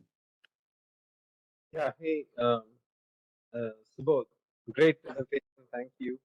Hey, I was wondering how Cisco views itself now. For example, I think in one of your starting slides, you pretty much restricted yourself to the end of the core network, for example, but didn't go all the way to the application. Perhaps the applications would reside on a hyperscaler, which is outside the scope of Cisco. So, Cisco's managed solution. So how do you anticipate providing an end-to-end capability, or would you, manage something all the way, say, to a core network and then expose information from there so that, maybe somebody else builds a solution that also includes a hyperscaler kind of stuff. So. Okay. Let me make sure. Would this be a good slide just to have before us as I address your question? Yeah. Okay. Yeah. Oh, absolutely. And just a little rectification, if I may use. So, Dilip, we do play in that space as well, right? And we purely give the choice of that cross-domain orchestration to the customer. So by that, we ask them, if you take in the world, there are just 4 guys, right? There's 3GPP, there's TM Forum, there's, for lack of a better word, I would say Etsy with zero subscriber or service assurance management. So Etsy, ZSM, and I think they have a release Frankfurt now going on, which is Solution 2.0. And then there is Linux ONF, right? So any enterprise customer would be in one or more of this struggle to adhere. No, we want to adhere to 3GPP or TM Forums. So if they want us to adhere more to, say, I'm just using a word, a TM Forum 633 or 38, and that is purely about service cataloging, service inventory. We would then go and make sure this part lines up well, this part lines up well. And by that, I mean, we would act as an integrator, we would act around all the 5 domains. So endpoint, radio, access, transport, core. All of you guys have first opened up and exposed the API functions and are achieving what is required. So Cisco does play there. We do have, and I can share you white papers on that. We do have, for example, we have Crossworks now for end-to-end, our suite for operational insights, service assurance, everything which a TM Forum would give, similar 3GPP if it has an SSMF or NEMF functions, and we would want that to be authenticated in the way as demanded by the enterprises. So we would give that. But our play here is, that's why I put a blue circle around all of this. So it's not just we are only in this space. We have also touched the radio space now with a front haul router. So our play is, we were always good on the enterprise side by good, I mean, yes, we integrate, we secure, we add policies, and then we give you hooks and handles for automation. Now we expand the same thing for your private 5G network. That's pretty much, I would say, how we do it. But we completely come in based on where on the digital life cycle is the customer existing. Again, I'm using oil companies. They are very, very hesitant for all this DevOps world. It is not so easy for them. So they are pretty much level 1 or 1.5, Shell, a Chevron, or maybe a Jamnagar, generally speaking. Whereas a Wipro or an Infosys or a Cognizant or a Persistent is pretty much at 8 plus or 8.5 plus already in the digital life cycle, right? So on the CI/CD part, they're pretty much up there. So we have to scale and expand based on the person of the enterprise too. Our job is to make sure, most important, it is first of all open, right? And I'm using open in a way it's not locked down at all. Yes, this is the way it will work, whether it's a Cisco switch or an open-door switch. Absolutely, that's our first criteria. Yeah. Thanks, Subodh. Yeah. But Converge Core remains. Yeah, that's our appeal as well. It's also a challenge. So the moment we start with Converge Core and Converge SD and Transport, a lot of it becomes easier. Yeah. So, but does that should include Wi-Fi also, right? Yes, absolutely. Yeah, this piece includes actually Wi-Fi, IoT, license and license, even local ones like anything you have, Bluetooth energy, and then your existing LAN WAN. Yeah, that's what we mean by a Converge Core. So would you expose like KPIs that terminate at the core, but just going? Is it more like just network level KPIs that you are looking at, but not application level? Oh, okay. No, absolutely. Good question. So when I say network KPIs, just for everyone, right? We talk about interfaces up, down. Then we talk about routed functions, optical, IP plus optical. So routed functions. And by application APIs, we are really hitting Dilip, to your point, the full stack, and I use a word called FSO. So we do both now. So full scale observability for your application means I do application dependency monitoring. It's a full stack. So where is this application going? Is this going across, for example, from the edge to the cloud? And it traverses this 4 interfaces and 2 links. Anytime this link crosses 75% threshold and needs to switch over, this is the performance degradation for the app. So that FSO, or application dependency monitoring, if you Google for AppD or App Dynamics, that's our solution around it. I'm just giving you the name, but and Thousand Eyes is more like a probe or a router, which runs. It's a Unix daemon which runs on every router and switch in the world. So Thousand Eyes pretty much is the world's biggest internet monitoring protocol or solution right now. Any internet outage which you notice in the world is now captured through Thousand Eyes. So network and the link in between and the performance of the link. And on the application side, we have App Dynamics. All of that gives you what we call as end-to-end network plus app visibility. Yeah. Great. Thank you. Yeah. Sure. Thank you, Subodh. I think this was a very informative presentation, especially on the automation aspects. And I think what I liked is the fact how you derive the linkages to the remaining to the bigger picture. So I think thanks for that. So I'm looking forward if there are any more questions. I think no worries. I took the liberty of going last because I wanted to derive the insights from and Priya, both of you. Thank you, because it saves me a lot of heavy duty lifting to not invest time in that and just complement exactly what you guys said. So happy for this. And again, I'll say this: private 5G is still, people claim about 790 plus enterprises, but in reality, that's less than 250, really. And those are also not full at 5G. I think all the points raised by Gana, Dilip, every one of you, right, Netra, everyone. I think everyone contributed. I think that you asked so many questions, but the biggest challenge for private 5G is still going to be around the automation piece. And that's so huge because it transcends everything. Because we are using a similar square and trying to fit in a circle. It will not happen for enterprises until we are fully compliant and taking an end-to-end slice management, orchestration, insights, and actions, and stitching that together to achieve a simple use case.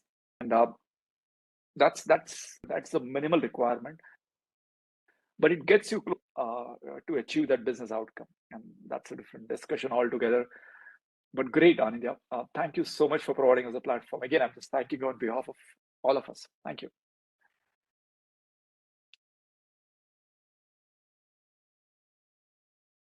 Yep, I just see one question. I was not sure, Netra, you did ask a question around tool use for 5G lab setup. A lot of public and private tools exist. So every vendor uses a tool, but you're welcome to use any open space tools. You can go to any of the public or the open space sites, go to Linux's site, go to 3GPP's Open 5G Lab simulation. Give the vote of thanks. Gana, can you hear us?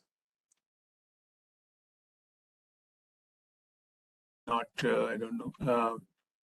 So Dr. Dilip, otherwise, I would request you to give the vote of thanks for our speakers today. Yeah, hey guys, fantastic presentations covering, various facets, and all of you complementing each other so beautifully. Starting with the network, and then from Ericsson, and then Gnanapriya thinking end to end, and then Subodh as well, covering converged core aspects and end-to-end visibility and management and automation and service assurance. I mean, all of these things are really challenging, but at the same time, it's very interesting that all of these opportunities exist, and for everybody to work together, right? To starting with Ericsson, maybe to actually expose information that Gnanapriya and Subodh can use to provide managed solutions and things like that, and working together to provide the most efficient solutions. So it's really bringing the ecosystem together when we think about these kinds of use cases, end-to-end use cases. So across different verticals that Gnanapriya was highlighting. So yeah, great presentations. Thank you so much for taking the time and presenting. So back to you, Anindya. Yeah, thank you, Dr. Dilip, and thank you to each one of you, Subodh, Gnanapriya, and Ram. I think very insightful presentation, and thank you for your valuable time. I know we have crossed the limit of what we had set out. I would also like to call out, help from Chengappa, who is probably attending an emergency, but still providing back-end support to all of us. So definitely want to appreciate Chengappa's help. Yeah. Thank you, Chengappa. And thank you, Chengappa. I think we can close on that note. Thank you, everyone. And thanks for the great presentation. And thanks everyone. Thanks for the opportunity. Thanks, Subodh, Ram, for sharing the workshop stage today. Yeah, thank you. Thank you. Bye. And thanks everyone for the questions. Bye. Yep. Thank you. Thank Bye you. all. Till next time. Yeah. Bye.